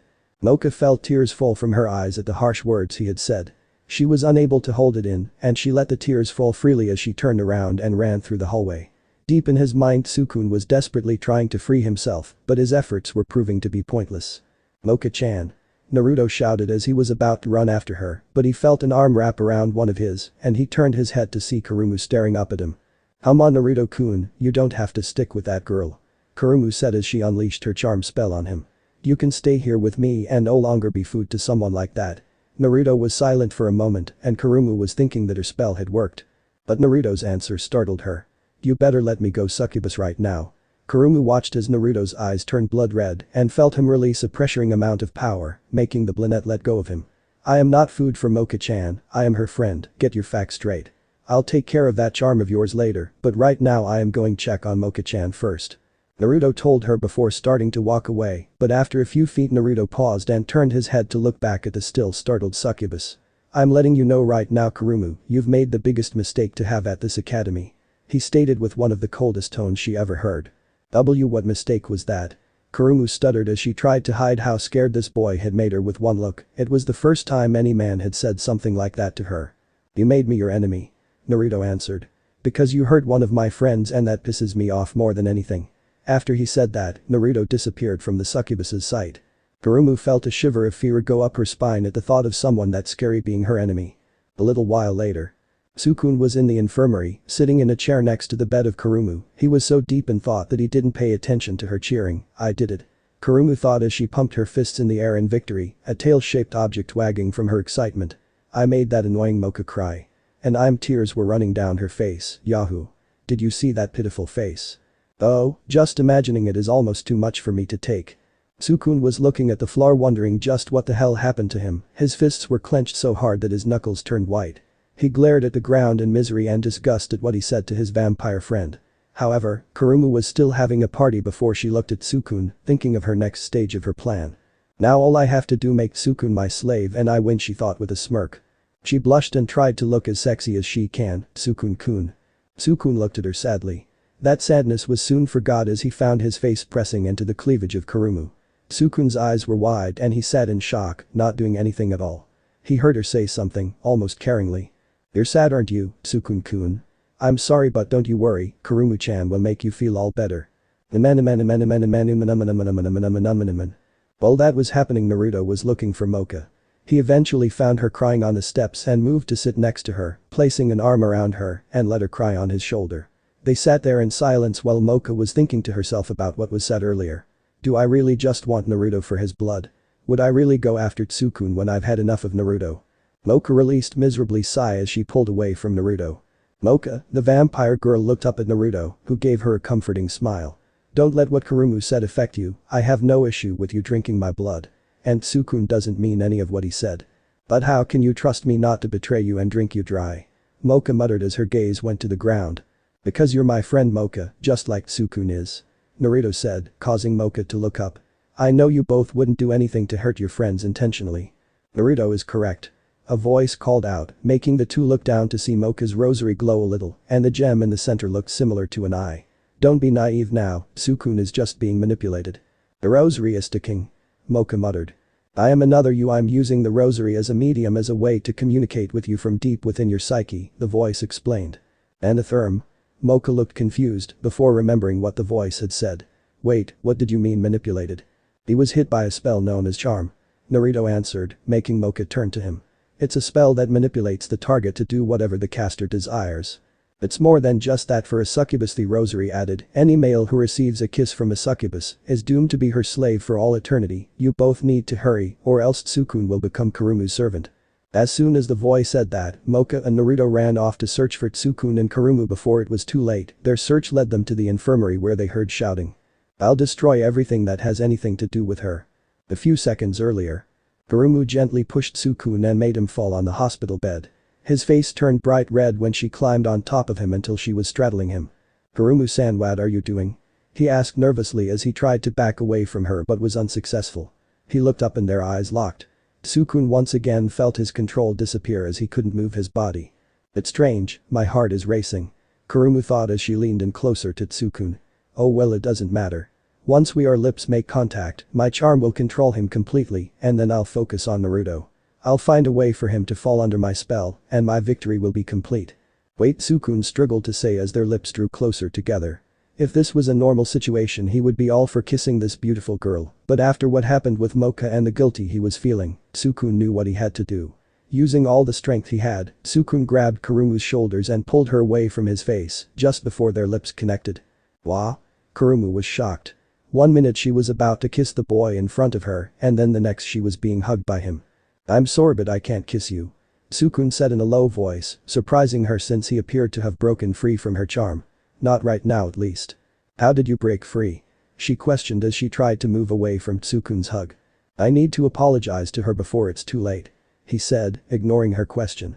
After saying such terrible things to Moka, one of my best friends said something I have to do. Tsukun's words made Kurumu's eyes widen before they narrowed in anger. It can't be. Kurumu's body began to shake from the rage she felt. Even though I made it so he can't possibly resist, he was able to avoid a kiss and is now hugging me. The succubus suddenly shoved him back on the bed, confusing the human as why is that girl so much better than me? What are you? Even after everything I did, she interrupted him with a shout, even when some things I did were so embarrassing, you still rejected me. Kurumu grew a pair of bat wings from her back, freaking Tsukun out as the wings spread. Kurumu-san. I have never lost before, but Akashia come out of nowhere and took the spotlight. Kurumu thought furiously before glaring at the scared human in front of her. The succubus's nails grew out and turned into claws, and her ears became pointed. It's because of her that Tsukun and Naruto were able to resist me. Please calm down, Kurumu-san. Tsukun tried to talk to the girl, but a rage was clouding her judgment. Now I'm pissed. She shouted in anger. Both you and Naruto destroy everything that has anything to do with her. She shouted before aiming her claws at Tsukun. I don't think so. The door smashed open as Naruto charged in and sent a hard punch into Kurumu's stomach and sent her sailing out of the window. Naruto quickly ran to the window and leaped out. I'm not done with you yet. Naruto. Tsukun said as he stared out the window he friend leaped out of before noticing something pink appear at his side. Turning his head, he saw a concerned Moka. Moka-san, what are you doing here? We came because we were worried about you. Moka said as she moved her sight to the window. That girl is a succubus, a female monster that bewitches and controls men. She wants revenge against me and was targeting you and Naruto to get to me. So all that stuff I said earlier was. Tsukun felt relief as he realized the truth. Moka flinched a little at the memory. That's right, what you said was because of her. Now we need to get to Naruto-kun quickly, he's fighting her outside. As she drew close to the destroyed door, Tsukun called out to her. Moka-san. Moka halted her movements and looked back at the human, who was now bowing. Even if it was because of Kurumu, I still said those horrible things to you. I'm sorry. Moka said nothing for a moment before walking to Tsukun and gave him a smile. Apology accepted, now let's go. With a nod of his head, Moka and Tsukun ran out of the room to reach the battle between Kurumu and Naruto. With Kurumu and Naruto. Back here. Naruto shouted as he chased after the flying succubus, maneuvering around the trees as he kept his sight on her. How long are you going to run away from me? Run away? Kurumu questioned before making a sharp turn and diving at Naruto with her claws stretched out. Why would I need to run away from you? Naruto leaped out of the way as Kurumu flew past, her claws cutting through several trees like butter and crashed to the ground.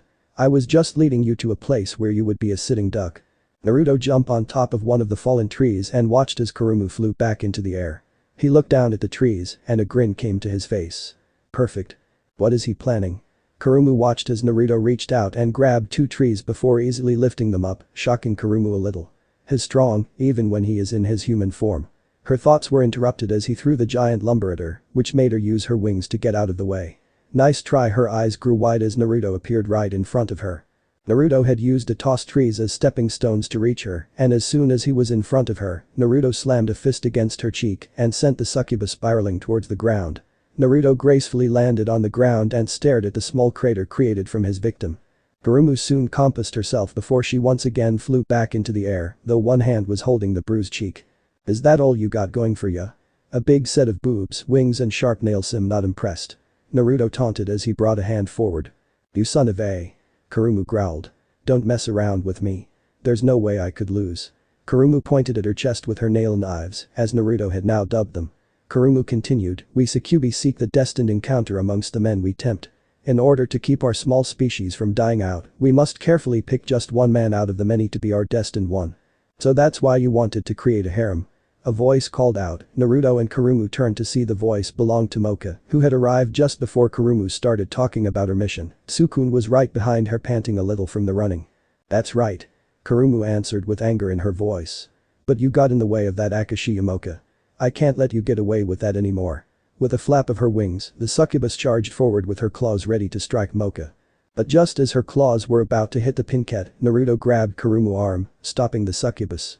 So you threatened my friends and caused all this just because Moka is a little popular. What complete garbage. Naruto said as he looked Kurumu in the eye. The girl felt her body freeze up in fear as Naruto's eyes once again turned blood red. Kurumu felt her body shift as Naruto flipped her over his shoulder with one hand and slammed her back into the ground. A crater quickly formed underneath the blue-haired succubus and the blonde Hanyu. Kurumu let out a gasp as she clenched her eyes shut from the pain she felt. But before she knew it, Naruto lifted her up by her tail and sent a kick to her side, sending her flying into a tree that cracked and fell over. Moka and Tsukun were surprised by how easily Naruto defeated Kurumu and about how brutal he did it. Now that I've smacked you around a bit, have you calmed down? Naruto asked Kurumu, who lay on the ground trembling from both pain and fear as the Hanyu drew closer. Or do I need to continue showing you your place? Naruto stopped walking however when Tsukun ran in front of Kurumu with his spread out protectively. What are you doing, Tsukun? Move out of the way, she's the one tried to trick you and kill both you and Moka-chan. I know that, Naruto, but I think you should stop. Tsukun said, shocking everyone. You've already done enough and proven your point.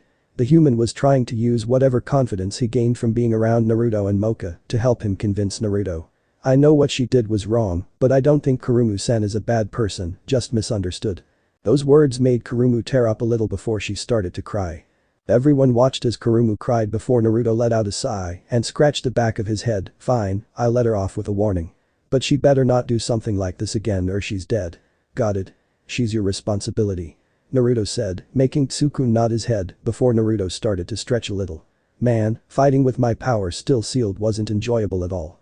That made everyone look at him in shock. He did all that without transforming or releasing his full power. Just how powerful was Naruto? Naruto-kun, the blonde turned his head to look at Moka. Did you really beat Kurumu with your power sealed? Yeah, I've always had a lot of power since I was a kid. So my dad made me this seal to help suppress it until I need it. Naruto answered, showing his friends the bracelet on his wrist. But before Moka could get a good look at it, Naruto turned towards the school. Since we're done here, I'm going to get something to eat. You guys coming? Moka seemed to be thinking about something before she nodded her head and walked next to him. The two looked towards Tsukun for his answer. Tsukun looked at Naruto for a moment before looking back at the injured Kurumu. Actually, think I'll take Kurumu-san to the infirmary to get those injuries checked. Before Naruto could ask, Tsukun continued speaking. I doubt Kurumu-san will try something again in her condition, and I just can't leave her there. Don't worry, I'll see you guys after I take her there. Naruto was silent for a moment before nodding her head. Alright, we'll see you later, be careful. With that, Naruto started to walk away with Moka following after him, taking quick looks back to see Tsukun helping Kurumu up. Are you sure we can leave Tsukun alone with her, Naruto-kun? Moka asked with concern in her voice. Like Tsukun said, Kurumu won't try something like this again, now that she knows that I can easily defeat her at any time, and I have no doubt that your other self could as well. Naruto said as they reached the doors, before giving Moka a big grin. All we can do is watch what happens. The next day. What? The rosary talked to you both while I was being controlled by Kurumu. Naruto and Moka were telling Tsukun what had happened with them after Moka ran off the previous day. Moka nodded her head as her eyes drifted down to her rosary. Yeah, the voice ended up saving us, but its strength seal has never done that before. Maybe it's a sign that the seal is weakening. It also could be because I was able to remove it when we fought Saizu. Naruto suggested, my guess is that the seal did weaken a little because of that temporary release of your full power. Moka looked over at Naruto shyly, while Tsukun walked next to him, thinking about the hypothesis Naruto came up with. Moka put a hand on Naruto's shoulder, catching his attention and making him stop. Naruto, if at some point in the future where the seal doesn't work anymore, will you still like me? Moka was a little nervous as she waited for his response. Naruto grinned at her, of course I would, Moka-chan. No matter what happens, you'll always be the Moka-chan I know and care about. And I know Tsukun agrees with me, right? When the human nodded as he had an agreement, Moka's face was practically glowing from the answer. Thank you, Naruto-kun. Moka replied as she began to blush. The two stared into each other's eyes and seemed to dismiss almost everything besides the person in front of them. Tsukun let out a little sigh at the moment the two were having. Good morning. A cheerful voice interrupted. The little moment was put to a halt as the three friends turned to see a smiling Kurumu approaching them. Kurumu-chan, what are you doing here? Moka asked warily.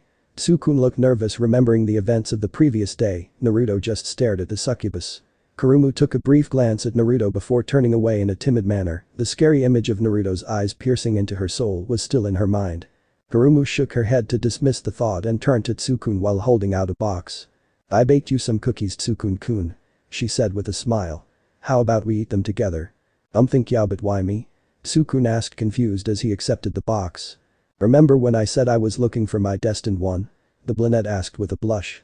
Yeah, Tsukun said uncertainly. Moka and Naruto seemed to shift a little to the sidelines as they watched the scene unfold. I decided that it's going to be you. She stated with a smile on her face. What? Tsukun shouted in shock. After protecting me from Naruto, I couldn't help but fall in for you. Kurumu said as she leaped as Tsukun and gave him a pleasurable hug with his head right between her beak. Wasn't she just trying to kill us just yesterday? Moka whispered to Naruto as they watched Kurumu smother Sukun into her bosom. Naruto let out a laugh as he watched Sukun's arms flail around in a cartoonish fashion before replying. Oh well, at least things are nev. Naruto was cut off by a voice coming from behind them. Naruto-sama. Naruto and his friends, Kurumu released Sukun, who took deep breaths, turned around just in time to see a blur tackle Naruto. Both Naruto and the figure crashed into the ground. Naruto-kun. Sukun and Moka shouted as their friend hit the ground. Kurumu just stood there in silence. The human and succubus started to sweat drop as they saw Naruto lying on his back with his right eyebrow twitching and a crying effeminate-looking black-haired man with orange at the tips crying and tears on his chest. Moka was trembling a little at the sight of an effeminate teenager around their age lying on top of her friend. She could feel anger grow a little, but she quickly pushed it away. Naruto-sama. The man cried out, how could you leave me like that? Do you know how I felt when Kushina-sama told me you already left for Yokai Academy without me? Come on Haku, calm down already. Naruto said as he saw Moka and the others look at them weird before he tried to push the man off. Hey, get off me. People are staring. Obito was so worried. Why? Haku shouted as tear fell down his face, some snot coming out of his nose. Gross, get off me. Naruto was struggling to get out of the man's grip, pushing Haku's head as far as he could without touching his face. Seriously, don't come near me with that face. You've got snot coming out. When Haku would budge, Naruto tried a different tactic. Okay, I'm sorry I left you, now get off. Okay. The man did a complete 180 and was now smiling, his face clean and had no trace of his fluids that almost covered it a few seconds ago. He quickly rose to his feet and held his hand out to Naruto. My apologies Naruto-sama, I was just happy to see you again. Naruto released a sigh as he grabbed Haku's hand and let himself get pulled to his feet. I know Haku, I know, but I'm glad you were able to get here. Of course Naruto-sama, I will follow you anywhere. Haku said as he took a step back and bowed a little. Naruto laughed a little, as long as it's not into the bathroom. Haku joined the laughter at the joke. But Haku, I've told you before, you can just call me Naruto. I can't do that Naruto-sama, and you know that. Haku replied, making Naruto release a deep sigh. Naruto-kun. Both Naruto and Haku turned to the others and saw it was Moka who spoke. Who is this? The three couldn't help but notice the effeminate man in front of them was wearing the school uniform. Right, sorry about that. Naruto cleared his throat before gesturing to the person standing beside him. This is Haku Kageyuki, someone I know from back home. Haku, these are my friends Tsukune Ono and Moka Akashiya. Naruto pointed at his friends respectively before looking at Kurumu for a second. I'm not exactly sure what she is, I guess she would be a brand new friend of ours, but anyway, this is Kurumu Kurono. The girl pouted a little before smiling at the word friend and pulled Naruto into a hug. I'm glad you accepted me as a friend Naruto. She said with a happy tone, but she felt Naruto suddenly get pulled out of her grip. Blinking her eyes, she saw Moka hold one of Naruto's arms possessively and giving her a hard stare. Moka's eyes were not her usual green though, they were blood red. Don't even try it, succubus. Moka warned before releasing a bit of her demonic energy, making the brunette shiver at the look in Moka's eyes, combined with the energy the vampire was emitting. Moka blinked her eyes and when they opened, they were back to their usual green. The vampire had a confused look on her face before realizing she was holding Naruto's arm and released it with a small blush. Sorry Naruto-kun, I didn't mean to. It's fine. Naruto said as he brushed it off, though there was a slight blush on his face as he looked away. This powerful demonic energy, she's a vampire. Haku thought as he narrowed his eyes a little before noticing Naruto shake his head a little at him. So she doesn't know Naruto-sama's true form yet but seems to be attracted to him. I'll make sure to keep an eye on her just in case. So Naruto, the attention was turned to Tsukun. Why was Haku-san calling you Naruto-sama? Yeah, I was wondering that too. Kurumu commented as she crossed her arms under her giant bosom, making it jiggle a little. Is he your servant or something? I guess you could say that. Naruto scratched the back of his head with a small grin. But before he could continue, Haku answered the question. I am Naruto-sama's familiar. Every member in Naruto-sama's family has had a member from my clan to fight alongside them. My father was actually Minato-sama's, Naruto-sama's father, familiar. Haku explained to the blonde's three friends. Though we aren't needed much during their battles, we can assist when the situation calls for it. This just makes me even more curious on what kind of monster Naruto is. Tsukun muttered, making the other two nod their heads in agreement before they all turned to Naruto. What? The Hanyu questioned at his friend's looks. So what is you monster form anyways Naruto? Moka asked, causing Naruto to sweat a little. Yumiu? Naruto tried to think of what to say before looking at Kurumu and decided to change the focus. Never mind that, weren't you saying something about Tsukun being your destined one or something Kurumu? His words reminded the brunette of what she was doing earlier and she turned to a now sweating Tsukun. That right. So Tsukun, what kind of wedding do you want? The human's answer was silence as he stood there for a moment before he turned around and started running away, with the succubus at his heels. Naruto released a breath of relief as he watched the two run into the school. That was close. You still haven't answered the question, Naruto-kun. Naruto flinched as he turned to see a serious face on the cute vampire's face. He stared at her for a second before answering. Yeah, you see I'm a wait for me Tsukun. Naruto started running after Tsukun, leaving the vampire and familiar standing there. Moka quickly started running after Naruto, while Haku shook his head a little with a smile, as he could hear their voices coming from inside the school. Please hurry up and become mine, Tsukun-kun. Kurumu called out, before noticing Naruto running right past her. Naruto-kun, tell me. Moka shouted as she caught up to Kurumu. How did it end up like this? Tsukun cried out as he and Naruto ran through the hallway. Just keep running, Naruto replied. As Haku entered the building and watched the comical chase and the reactions of the other students.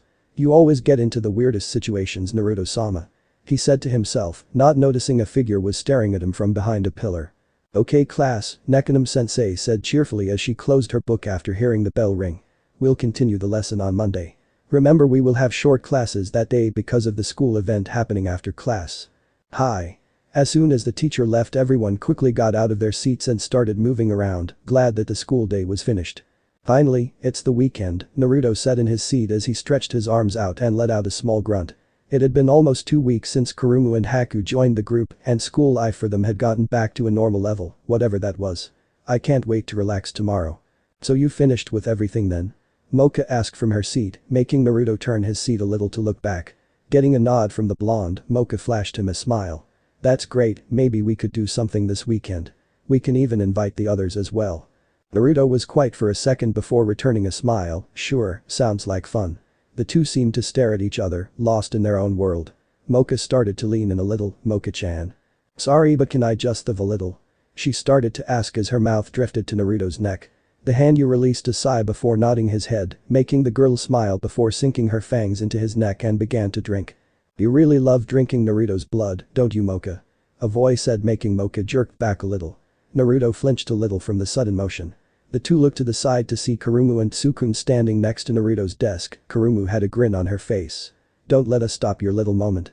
Naruto and Moka blushed a little at that. Tsukun let out a nervous chuckle before speaking. Kurumu-chan, you shouldn't say stuff like that. Oh come on Tsukun-kun, these two definitely have something going on between them. Kurumu replied, turning to her destined one. You think so too, right? Well Is it true, Naruto-sama? They turned to see Haku kneeling right next to Naruto's seat, causing the 4 students to jump a little from the man's sudden appearance. Are you romantically involved with Akashia, Moka-san? It's not like that. The two in question immediately responded in a comical fashion, drawing a few of their classmates' attentions. After a few more minutes of teasing, laughing, questioning, and other entertaining moments, the group soon left the classroom. Anyway, what are you guys planning to do for the weekend? Naruto asked as they walked down the stairs. Moka and I were thinking of doing something, you guys interested? Sure, sounds like fun. Tsukun replied cheerfully before turning his head to look at Naruto and Moka. So did you guys have anything in mind? The Hanyu and Vampire looked at each other for a moment before Naruto shrugged his shoulders. No idea, we just thought about it, maybe we could walk around Mononoke Arcade before getting something to eat. Yahoo, that actually sounds like fun. Kurumu replied. It would be interesting to go. Moka agreed with a small smile. Mononoke Arcade. Tsukun questioned, you're talking about that shopping area, right? The group was walking down the hallway, ignoring the jealous looks they were getting from the other students. Yeah, though it has more than stores, it also has movie theaters and stuff. Naruto nodded his head before looking at Haku. So how about you, Haku, you want to come as well? Of course, I will go anywhere you do, Naruto-sama. The effeminate-looking teen noticed Naruto giving him a hard look. I mean, he would enjoy that very much, Naruto-sama. Naruto released his stare as he let out a large sigh. I guess that's better, but you need to stop with the sama. Friends don't need to address each other like that. I know that, Naruto-sama, but I respect you too much to call you by anything else.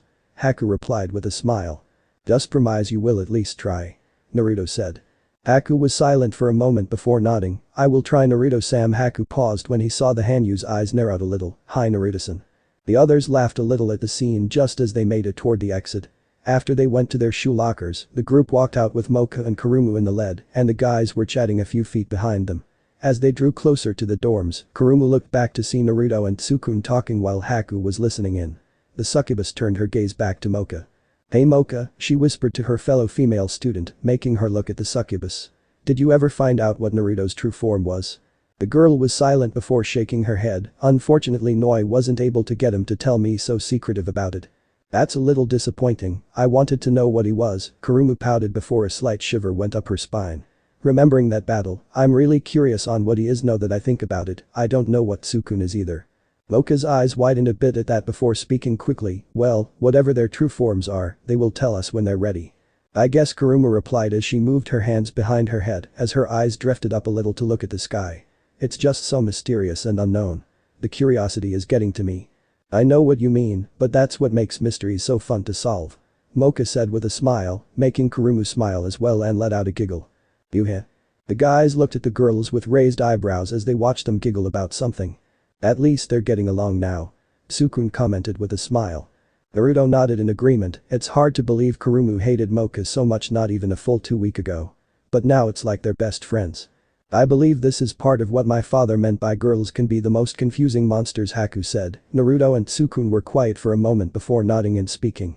"Yup, got that right." The rest of the walk was peaceful as they arrived at the dorms. Just before they separated, someone spoke out. "So, everyone can meet up tomorrow?" Everyone nodded their heads at Moka's question, making the vampire girl smile.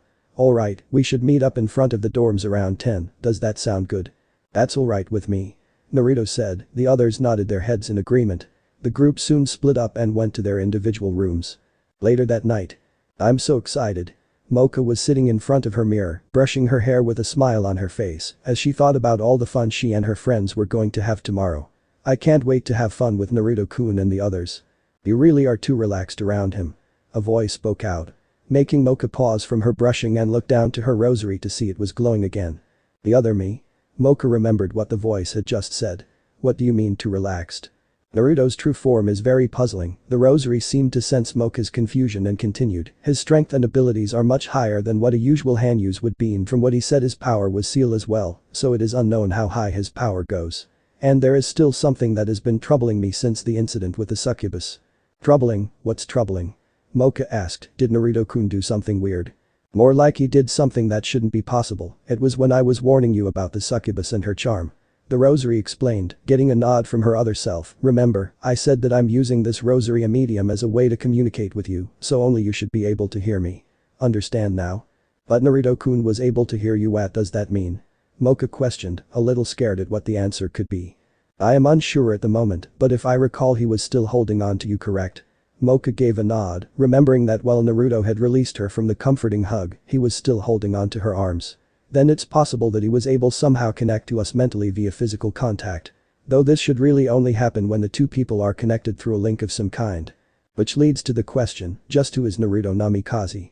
Moka sat in silence as she thought about her other self's words, wondering what her friend's true form was to be able to connect them like that. She gently shook her head to dismiss the thoughts. "I may not know what Naruto-kun is, but I do know he is my friend, and right now, that's enough for me." "Fair, you sure that's all he is to you?" the rosary replied, but Moka did not answer. "Whatever, even if you trust him, I will keep my eye on him until I am sure he is not a threat." With that said, the rosary went silent, leaving Moka alone to her thoughts before shaking her head a little. Naruto-kun is not a 3D node. Moka thought as she started walking to her bed. She got under the covers and drifted off to sleep, dreaming of the fun she would have with her friends and, more importantly, a certain blonde Hanyu. The next morning, Naruto got out of his bed with a stretch before getting ready for the new day. After putting on some casual clothes, a navy blue shirt with an orange vest over it and dark pants, and making sure he had everything he would need, the blonde made his way out of his room. As he locked the door, Naruto glanced at his wristband as the seal shined a little from the sun's beams hitting it. Shaking his head a little, Naruto thought to himself, "I'll tell them soon, but for now let's just have fun." With that thought in mind, the Hanyu walked to the mess hall for some breakfast. As he made it inside the room, the Hanyu saw that there were other students there as well. His eyes focused on Sukune, who was already eating. "Yo, Sukune." Naruto greeted as he walked to his friend's table. The blonde looked around to see where his other male friend was sitting. Sukune was wearing a blue-green open-button shirt over a white t-shirt and khaki pants. "I guess Haku wasn't shown up yet." The human swallowed the food in his mouth before answering, "Hey Naruto." "Yeah, Haku hasn't showed up yet." Oh well, we still have time before we meet up with the girls. I'm going to get something to eat too. Naruto shrugged before walking to the cook's to get some breakfast. As he received his food, the blonde thanked the smiling cook and made his way back to the table. After Naruto sat down in a seat across from Sukun, a voice spoke out from the side. Good morning Naruto-sama, Sukun-san. The two looked back to see Haku walking towards them. He was wearing a gray-blue shirt and dark green pants. How are you two this morning? Ah, I'm fine Haku-san. Sukun replied with a smile. Naruto's eyebrow was twitching a little. Haku the teen flinched at Naruto's tone. What did I say before? My apologies Naruto-san. Haku said before turning around. I am going to get something to eat now, bye. Why are you so against him calling you Sama? Sukun asked as he watched Haku hurry to the cooks before turning to Naruto, who released a sigh. Does it bother you that much? I just don't like it when he calls me that. Naruto answered as he broke his chopsticks apart. Haku is my friend and I don't like it when my friends are so formal with me. I guess that true, I wouldn't like my friends to do it either. Sukun commented as Naruto nodded his head. But didn't you guys say his clan were loyal to you family for generations?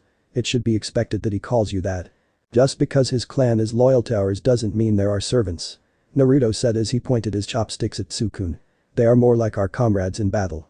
Each generation of Haku's clan is paired up with the same generation from my family. His father was my father's familiar since they were kids themselves. Wow, so you and Haku already knew each other before you were chosen to fight together.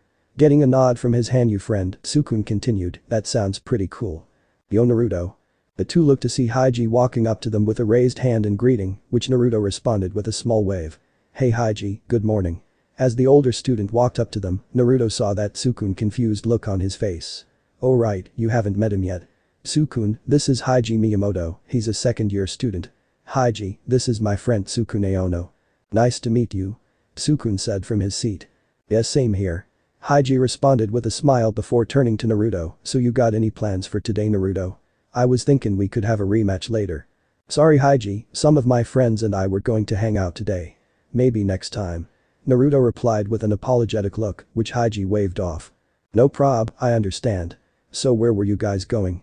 Haji asked. We were thinking about going over to Mononoke Arcade, Naruto responded. Haji's eyes narrowed very slightly, but it still caught Naruto's attention. Is something wrong? It's just a rumor that has been going around and I only just heard about it from a friend of mine. He had told me that there was a violent group hanging out there, more like a gang. Haji explained, making Sukun shiver a little of the thought of seeing a monster gang. But it isn't really proven yet, so there is no guarantee that the rumors are true or not. Well, I guess we're gonna have to be careful while we're there then. Right Haku? Naruto turned to said person as he made his way back to the table. Hi Naruto-sama. Haku replied as he sat down. I've told you before that you don't have to you know what, forget it, Naruto said with a huff as he turned to Haji. Thanks for the warning Haji, we'll be careful. Alright, I'll be seeing ya. The man nodded his head as he said that, just make sure you and your friends stay safe. Haji turned around and started walking away. It'd be a shame to lose a strong sparring partner.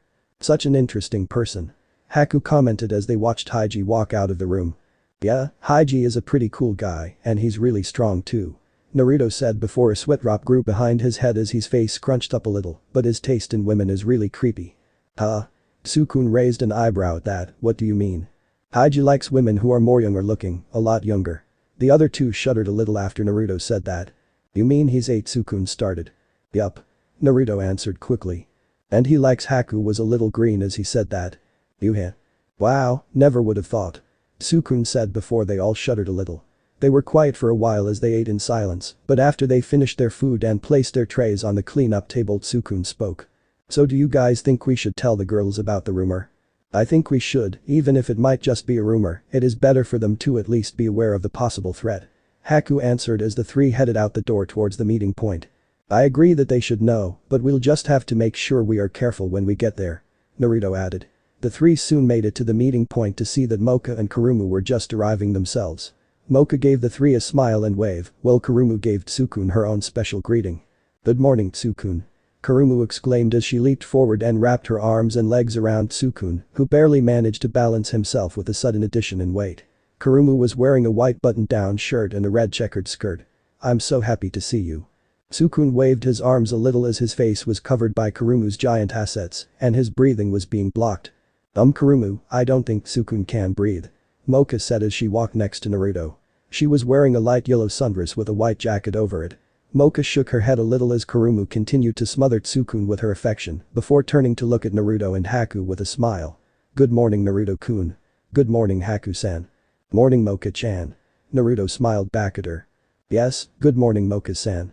Haku greeted as he bowed his head a little. Are you ready for today? Hi, this is going to be a lot of fun. Moka said with an excited look. Staring at her happy expression made Naruto almost hesitate to tell her about the rumor that he and the others heard earlier. Yeah, I agree. Naruto said while returning a smile, but we're going to have to be careful when we get there. What do you mean? The vampire girl asked as Kurumu, who finally let go of Tsukun, joined Moka in giving him a curious look.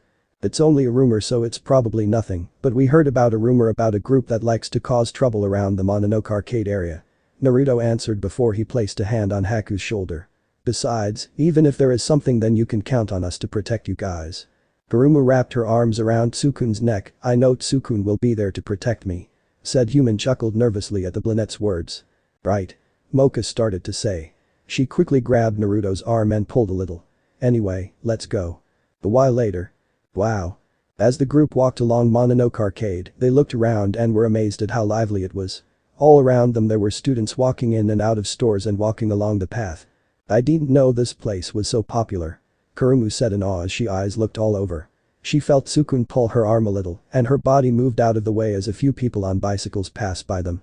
This place definitely has a lot of attractions doesn't it? I believe they have a few movie theaters here as well. Haku commented as the group started to move. As they walked Naruto noticed Moka's face had a look of awe and amazement but he could see a small bit of nervousness in her eyes. I guess she must be a little nervous about what was said earlier. He reached out and placed a hand on her shoulder to get her attention. Moka, are you alright? Oh, I'm fine. Moka answered with a smile. This place is so much livelier than I thought it was. She waved her arms comically as she said that. Naruto nodded his head in agreement. Yeah, I guess you're right. Hopefully we won't have any trouble while we're here. The two continued to talk as the group continued on. They were so caught up in their conversation that Moka didn't notice in time as she bumped into someone. Oh, I'm sorry. She said as she turned to look at the person she bumped into.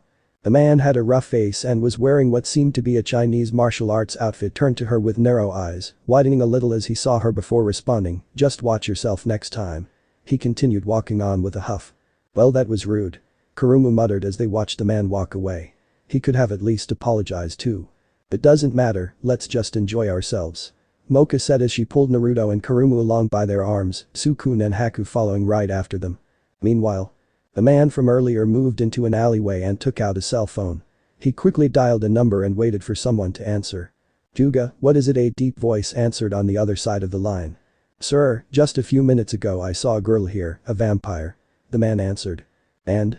Why is that so important? Because her scent is like hers. Her you mean? Yes sir, she's somehow related to the Black Devil. Juga said as he looked around the corner to see Moka and the others walk into a store. So what do you want to do sir? If she really is related to that woman, then erase her. But make sure you do it without getting caught. The voice ordered, making the man nod his head before ending the call. Look Tsukun. Kurumu exclaimed as she showed Tsukun a sexy blue dress. The group had been walking around for a while and had started to browse through a clothing store, much to the guy's dismays. It looks very nice Kurumu-chan. Tsukun's words seemed to make the succubus very happy as her tail appeared and started wagging behind her.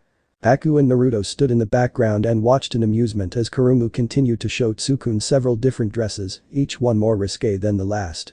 It looks like Tsukun-san is having a hard time. Haku commented as Kurumu seemed to whisper something into Tsukun's ear, making the human blush like crazy. "You poor bastard," Naruto said, smirking as he shook his head. He really needs to pull himself together when Kurumu is like that. Hey Naruto-kun, the blonde turned his head to see Moka holding a red dress in front of her. How does this look? It looks great Moka-chan. Naruto answered before a thought came to mind. I wonder if each Moka-chan has different tastes than one another when it comes to stuff like this. Naruto-kun. He snapped out of his thoughts to see Moka had a look of embarrassment on her face. You're staring at me too hard. Ah, sorry. Naruto apologized as he let out an awkward laugh and rubbed the back of his head. Anyway, do you guys want to get lunch? Actually, I'm starting to get a little hungry. Moka admitted as she placed the dress back. I am as well. Haku agreed.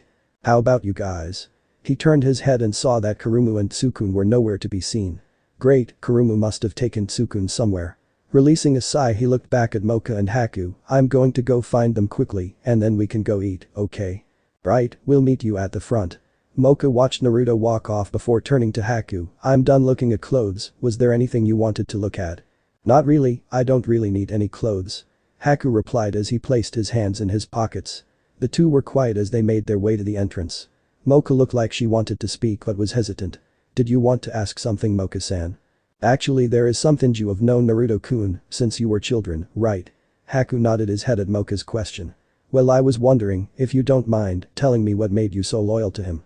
It's not really one of my best moments, but guess I wouldn't mind telling you if you want to know. Haku said as they walked out the doors and stopped a few feet away. Seeing Moka stare at him, Haku began to speak. I guess I should start by saying that there was a short time that I wanted nothing to do with Naruto-sama. Really? Yes, you see, every one of my clan is loyal to Naruto-sama's family, each generation from both families is paired together. Haku explained. My father, Kurama Kageyuki, was Minato Namikaze's, Naruto's father, familiar and battle partner, so the two of us met when we were children. Flashback. An 8-year-old Haku, wearing a blue kimono, was walking with his parents towards a large house. His mother was beautiful, with her golden eyes and pale as snow skin and long mixed hair of black, blue and white, with two wavy black horizontal lines. She was wearing a snowflake-designed furisuit and a scarf with a growth ring pattern. His father was a tall, handsome man with long, wild red-orange hair with black tips and red eyes. He was wearing a larger black version of Haku's kimono with a crimson cloak over it. Father, Haku called out to the older man, who looked down to his son, we're going to see your old friend, right? That's right. It's his son's birthday today, so we're going to see them. Kurama said with a small smile, his son is the same age as you.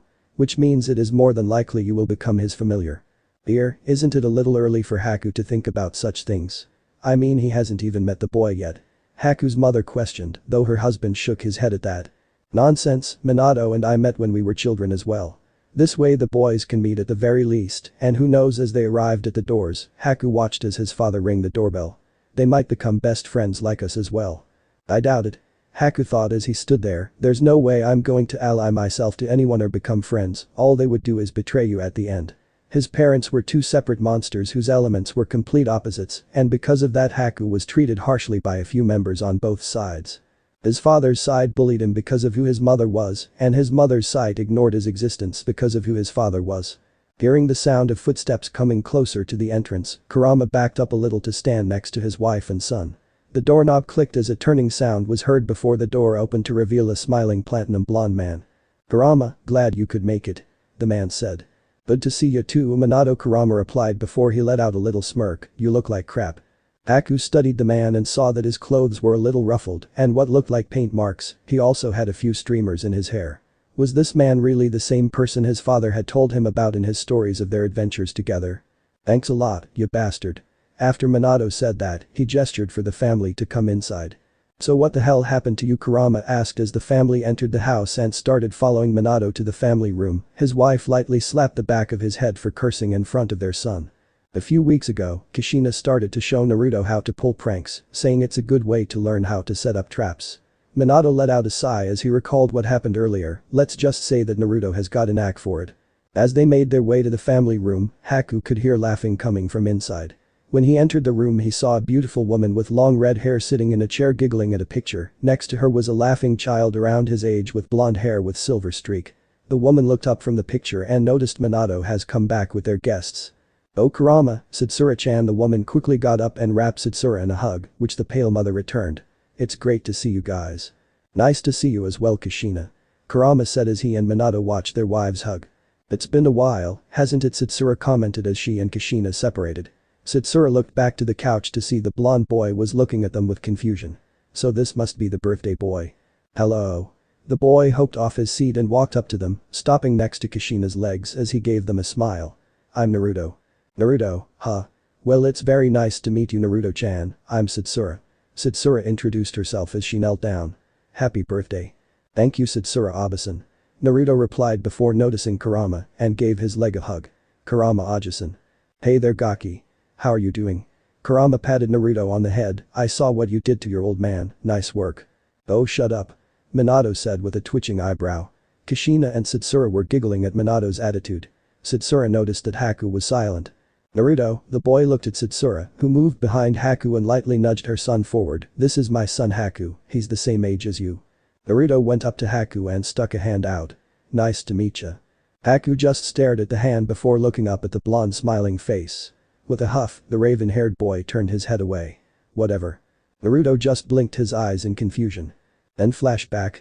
I didn't want to get to know Naruto-sama, I just thought he was someone that would only cause trouble for me in the future. Haku finished. But you get along so well. What changed all that? Moka asked with curiosity apparent in her voice. A certain incident. Haku answered as his eyes closed. Incident? Moka repeated. Yes, it happened a year after Naruto-sama and I met. It was during the winter time and our families went together to visit my mother's old friend for a vacation. Haku explained as he recalled the day. I had gotten into a dangerous situation and Naruto-sama saved me that day. Haku-san, Moka whispered as she saw a look of melancholy appeared on his face. Even when I was such a horrible person to him, he just continued to smile and treat me like I was a close friend. Haku and Moka went silent after he said that, waiting quietly for Naruto and the others. Moka-san, the vampire looked towards Haku. If there comes a time when you discover what Naruto-sama really is, please don't shun him or do anything to hurt him. What do you mean? Moka asked as she felt confusion at Haku's words. Neither knew it, but the other Moka had been listening in on the conversation since Haku started his story. It's Naruto-sama's secret to tell, however Haku's eyes widened as he felt something thin pierce his leg. Looking down he saw an arm sticking out of a shadow with a syringe in its hand, injecting a blue liquid into his leg. Haku suddenly felt his body convulse and lose strength fast. The muffling sound made him look up and saw Moka being held by the man from before, with his arm wrapped around her neck and a hand over her mouth. Moka-san. The teen felt something hard hit the back of his head and sent him collapsing into the ground. Moka used what strength she could to remove the hand from her mouth and shouted as she watched Haku fall to the floor. Haku-san. Don't worry. He's only knocked out. We're only after you after all, relative of the Black Devil. The man whispered into her ear. His words made Moka tense up as the name seemed very familiar. So answer this question, what are your relations to Akashia? Akashia. The words just slipped out of Moka's mouth before she knew she said them.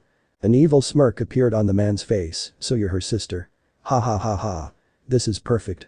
He laughed as a few other men came up to them. We'll just take our revenge on her little sister. You're coming with us. Moka had a scared look on her face as the men made her start to walk. She looked back to see Haku was still knocked out, but he had been moved to lean against the wall. Turning her head forward again, Moka had only one thing going through her mind as she and the men disappeared into the crowd. Help me, Naruto-kun. 15 minutes later. Haku could hear a voice calling out as someone shook his body. Haku, wake up. Haku's eyes shot open as he recognized the voice. He saw Naruto, with Kurumu and Sukun behind him, giving him a worried look. Thank God, Haku. Are you okay? Hi Naruto-sama. Haku started slowly. Suddenly memories of what happened before appeared in his mind. Naruto-sama, we've got trouble. I figured that when I saw you knocked out, what happened? Naruto questioned with slightly hard eyes, where's Moka-chan? It was that man from before. He and a few others drugged me and took her. Haku watched as Naruto's eye narrowed. He must have been a part of that gang we heard about. Naruto deduced, making Tsukun's eyes widen and Kurumu let out a gasp. Were you able to get anything on where they were taking her? Unfortunately, I wasn't able to. They knocked me out before I could do anything. Haku lowered his head to look at the ground at the thought of his failure. I'm sorry Naruto-sama. Naruto let out an annoyed grunt before standing up. He looked back and forth at the two possible directions they could have taken her. Looking back at the others he spoke, we're going to split up, Haku, and I will take the path on the right and you guys will take the one on the left. If you two find where they took her, come find me immediately. Naruto ordered with a tone in his voice that surprised Sukun a little. In the time that he's known Naruto, he's never talked like this before. Haku, can you stand? Yes, Naruto-sama. Haku slowly got to his feet before he felt his legs lose a little strength and he fell forward a little, but Naruto caught him and helped him stand up straight. Don't push yourself Haku. Naruto said as he turned to Kurumu and Sukun, be careful you both. With that Naruto and Haku started off on their path. Kurumu watched the Hanyu and his friend disappear into the crowd and let out a sigh, that guy's so dedicated to her and they're not even dating. That's just how Naruto is. Sukun commented as he and Kurumu started down their path as well. But I understand why he's so worried, who knows what they are planning to do with Moka. Right, let's hurry then. Kurumu exclaimed as she started to run, with Sukun following right after her. Naruto and Haku, who recovered after a few minutes, were rushing through the crowd, trying to find any clue of where the men had taken Moka. Damn it. Where could they be? Naruto exclaimed as his eyes studied through the crowd. Haku turned to Naruto with an apologetic look. I'm sorry Naruto-sama, if only I had stopped them from taking her. Then none of this would have. Don't blame yourself, Haku, Naruto said while turning his head to look at his familiar. Those guys got the drop on you, that's all there is to it. I know that, but still Haku paused as he remembered how easily they caught him off guard. Naruto let out a sigh. If you really feel guilty about it, then help me save Moka-chan. Does that sound good enough for you? Hi Naruto-sama. Haku responded with a look of determination on his face. Good. Naruto turned from Haku and began to think to himself, Moka-chan, where are you? Meanwhile. Now you just wait here until our boss gets here. A gang member said as he roughly threw Moka into the room, and then we're gonna think of the perfect way to get rid you and get our revenge.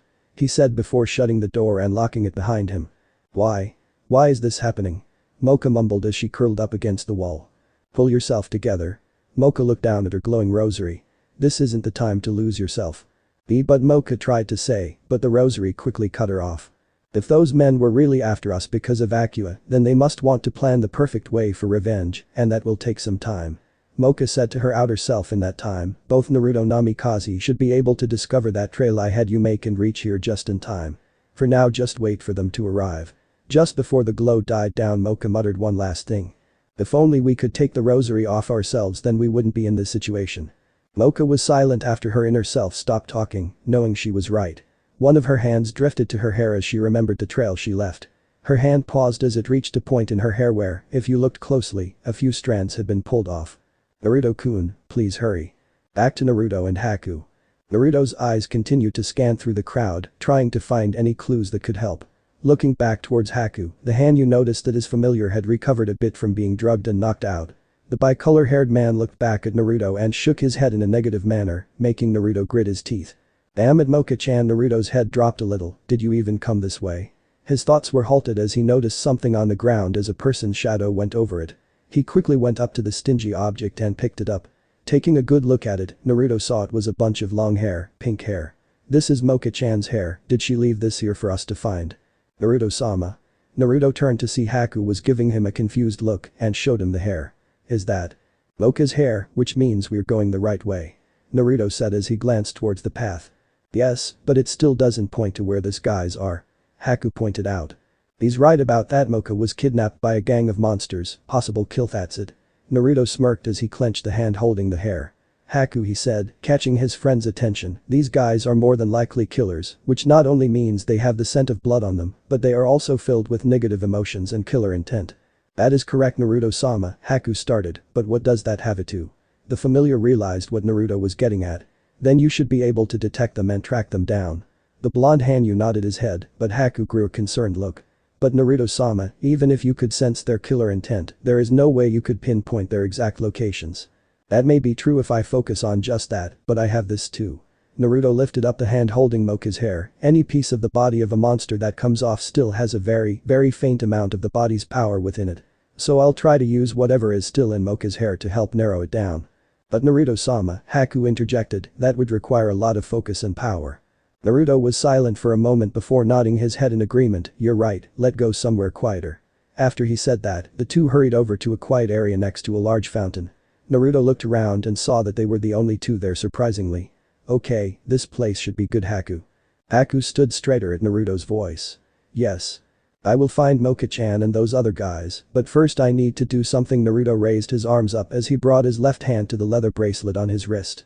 Naruto-sama. Are you really going to release your seal? Haku asked in surprise, but didn't Minato-sama say that you were not to release your power unless you had no choice? Yeah, and I know he just wants me to be safe but I can't hide in the shadows when the people I care about are in danger. Haku just stared at Naruto for a moment as his fingers started to wrap around the rosary. Just answer this, Naruto's gaze never left his seal as he nodded, waiting for Haku to ask his question. Is Moka-san real worth it? Even with the possibility that she may want nothing to do with you after she learns your true form. Is Moka worth it? Naruto didn't even need a second to answer, of course she is. With a pull, the rosary on his bracelet came off with a snap and the area was covered in demonic power. With Kurumu and Sukun. The two were running down the path, trying to find any signs of Moka. Suddenly Kurumu came to a halt as a large wave of demonic energy passed over her. Sukun, noticing Kurumu stopping, asked with concern. Are you alright Kurumu-chan? Sukun, are you telling me you don't sense that? Her answer was a look of confusion. This huge amount of power can only belong to one of the legendary monsters. Headmaster's room. The headmaster, Tenmei Mikagami, was sitting in his office as he felt Naruto's power. Haha, so Minato's son has unsealed himself. Mikagami rose out of his seat and walked to his office window. I wonder just how far that boy will go. Gangster hideout. What the hell? Alarmed by the sound, Moka raised her head and turned to the door. She could hear the people outside going crazy and moving all over the place. Where is this power coming from? Is it a vampire? And B, there was no word of any of them being here. Looks like something caused quite a stir. Moka commented to her outer self, who nodded in agreement. From what I sense, whatever is creating this energy seems to be powerful. Moka looked down and thought, a certain blonde flashed in her mind. Is this because of you, Naruto? The girl went silent as she thought about the demonic energy she was feeling. A few minutes later. So, this is their hideout, huh? A male voice said as he and his companion walked towards the gang's hideout, which was an old, abandoned warehouse. Kinda cliché, don't you think? It does seem like a pretty common type of place for a gang to be. His companion agreed as they stopped walking. So Naruto-sama, how should we proceed? Naruto's appearance had changed a bit with his seal released. His hair had grew a little, making the spikes reach his shoulders, and its blonde and silver colors merged and turned more platinum like his father's. His eyes were blood red with slits in them, and his body build grew a little as well. Let me just check on Moka-chan's condition first. The Hanyu closed his eyes as he tried to sense Moka. After a second or two he found her on the second floor with several men outside her door.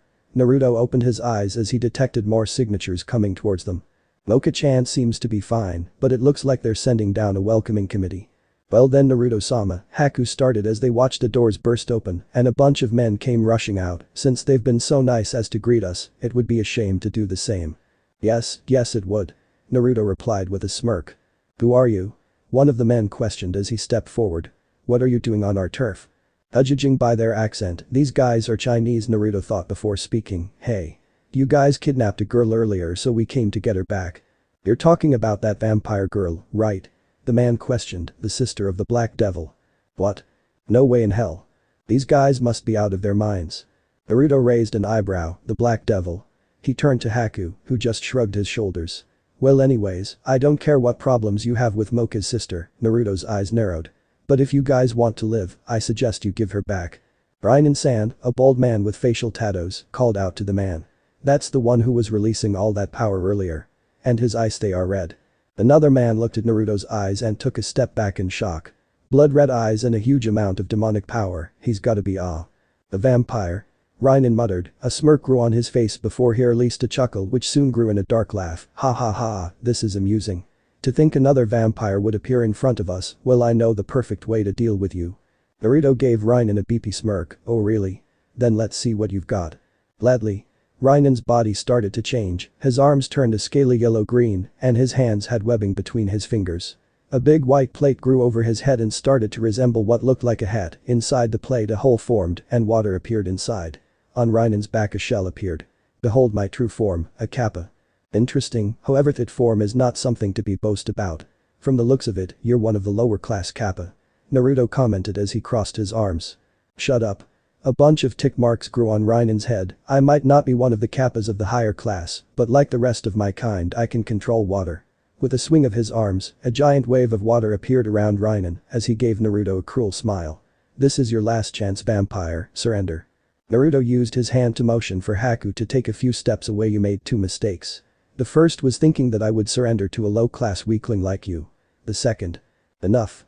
Rainen shouted as he released the water at high speeds towards Naruto, who not only stayed completely still as the attack rushed at him, but also kept a confident smirk on his face as it made contact. Serves that asshole right. The other men were laughing and cheering.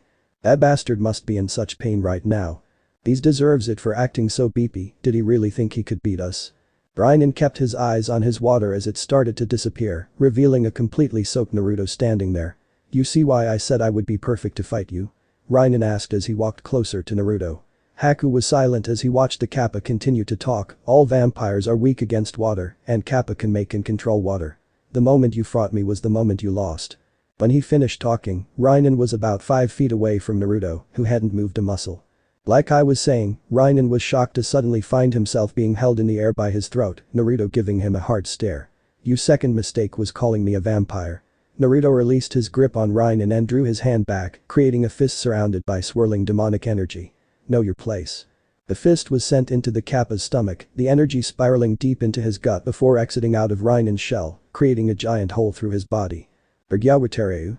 Rainen gasped out as blood exited his mouth, trying to look at Naruto with shocked eyes. I may have vampire blood coursing through my veins, but that doesn't mean I have the weaknesses that come with it. Naruto explained as he withdrew his fist, I am half vampire half human, a Dhampir. The half-breed he lost to a half-breed. Rainen was shocked as he fell to the ground, damn it. Stop talking, the more you speak, the more painful it will be for you. Naruto said as he turned to the others, so does anyone else want to suffer the same fate as him? Like hell. One of them replied, making another nod their head in agreement, and soon others started to shout their agreements as well. Two of them charged forward and their hands transformed into giant blades. You have no right to try and act superior to us, you filthy half-breed. The two didn't even get 10 feet from where they started before one was engulfed by flames, while the other was pierced by several dagger-shaped icicles. The rest of the men looked to the side to see Haku standing with his arms stretched out in front of him, with a ball of flames in his right and a fog of ice covering his left. I won't let any of you harm Naruto-sama. Haku said with venom in his voice. His eyes shifted to Naruto for a second before looking at the remaining numbers. Naruto-sama, I shall deal with these guys. You go on ahead and get Moka-san.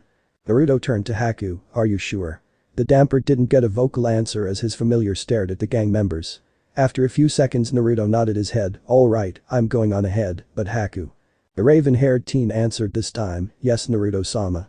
You need to stop with the sama. With that Naruto disappeared and reappeared behind the crowd before running into the warehouse. Shit, how did he before anyone could run in after him? A wall of ice blocked the entrance. I apologize Naruto-sama, but that is something that I cannot do, Haku said out loud before starting to walk forward, but as he made that first step, Rainen called out to him. Why? Haku stopped and turned to the dying monster, why are you so loyal to him? Why serveth it filthy half-breed? Haku was silent as he stared at the man before turning around, because it saved my life. Flashback. Haku was seen running from something in a snowy dark forest, holding onto his frozen arm which he did to stop the bleeding coming from his shoulder. A shadowy figure was quickly following after him, cutting through several trees as it passed them. Haku quickly spun and unleashed a freezing breath at the figure, freezing the area. But before Haku could relax something slammed into him. Ugh. Haku grunted as he was sent flying into a tree. He struggled to get up as a giant spider-like man, at Tsuchigumo, drew closer to him. Yabasta he was interrupted as the Tsuchigumo slammed several of its fists against Haku's body, making the tree crack a little from impact. Now, boys your age shouldn't talk like that. The spider said as he lifted Haku a bit. The only reason I haven't ripped out your tongue already is because I wanted to hear you scream. But it seems that won't be happening anytime soon, and here I was hired to make the son of Kurama suffer before killing him. Hired? Haku questioned at what he heard. That right. The Tsuchigumo replied with a grin, I was hired by certain individuals from your father's clan to kill you. But will we kill me? Isn't it obvious, to bring despair? Seeing the look on Haku's face, the spider monster continued, your father and mother are traitors to their own kinds, falling in love with each other. And what's worse is they gave birth to you, a child of both fire and ice. The Tsuchigumo reached back and pulled out a bunch of knives, licking one of the blades before his face turned more spider-like. So if a member from the council hired me to kill you. Doing this would send Kurama into a pit of despair and rage and make him unfit as leader of the clan.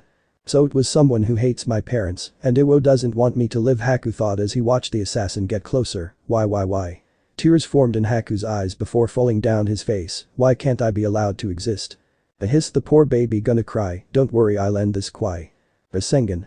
The Tsuchigumo was interrupted as a small figure appeared between him and Haku, slamming a spiraling red orb into his stomach and sending him spinning through several trees. The light seemed to break through the trees to reveal the figure was a panting Naruto, wearing a jacket and scarf. Take that you stupid spider. You, Haku muttered in surprise. Naruto glanced back at him and smiled before running up to him, Haku, are you alright? Aw man, that wound looks pretty bad. We need to get you to the house so we can get someone to heal you. Never mind that. Haku exclaimed, making Naruto recoil a little at the sudden shout. How did you find me? Why did you even save me? Balto answered the first one, I tried to use that vampire tracking thingy my dad has been teaching me, but after that didn't work, I just followed the cold temperature. Naruto replied with a sheepish look on his face. And why wouldn't I save you? Because I'm something that no one wants. Haku answered as he looked at the ground with sadness before he got hit in the back of the head. Ow. What was that for?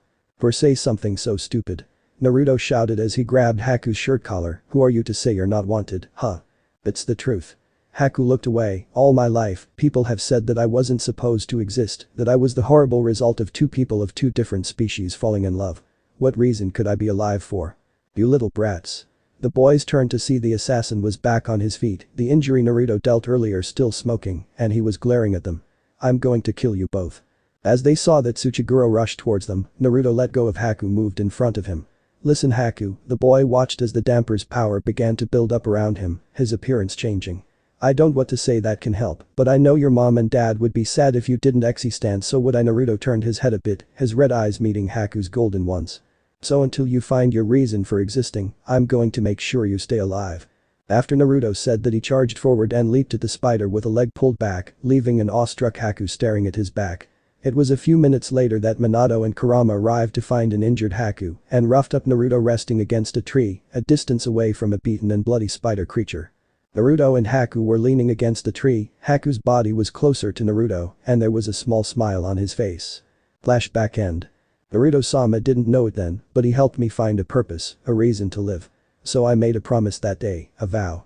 Haku rushed towards the gang members with his ice and flames surrounding him. "No matter what happens, I will stand by Naruto-sama's side until the very end." Inside the hideout. Naruto made his way up the stair to the second floor, knocking away any gangster that tried to attack him. He soon made it to a door with two huge men standing outside it. "Move aside," Naruto said as he stopped right in front of them. "You've got a lot of guts, coming in here and demanding things from us." One of the guards said as veins grew all over his body. "Listeni don't want to kill you guys, but if you don't get out of my way you regret it," Naruto threatened as his power built up a bit. I'd like to see you try." The second guard shouted as he took out a spiky mace and swung at Naruto, who grabbed it with ease and gave the guards a smirk. "Truthfully was hoping you'd say that." Naruto's eyes flashed. So this part ends here. Alright, that's it for today's video guys, let me know in the comments section how was the story, and also don't forget to like, share and subscribe. I will meet you in another video, bye bye.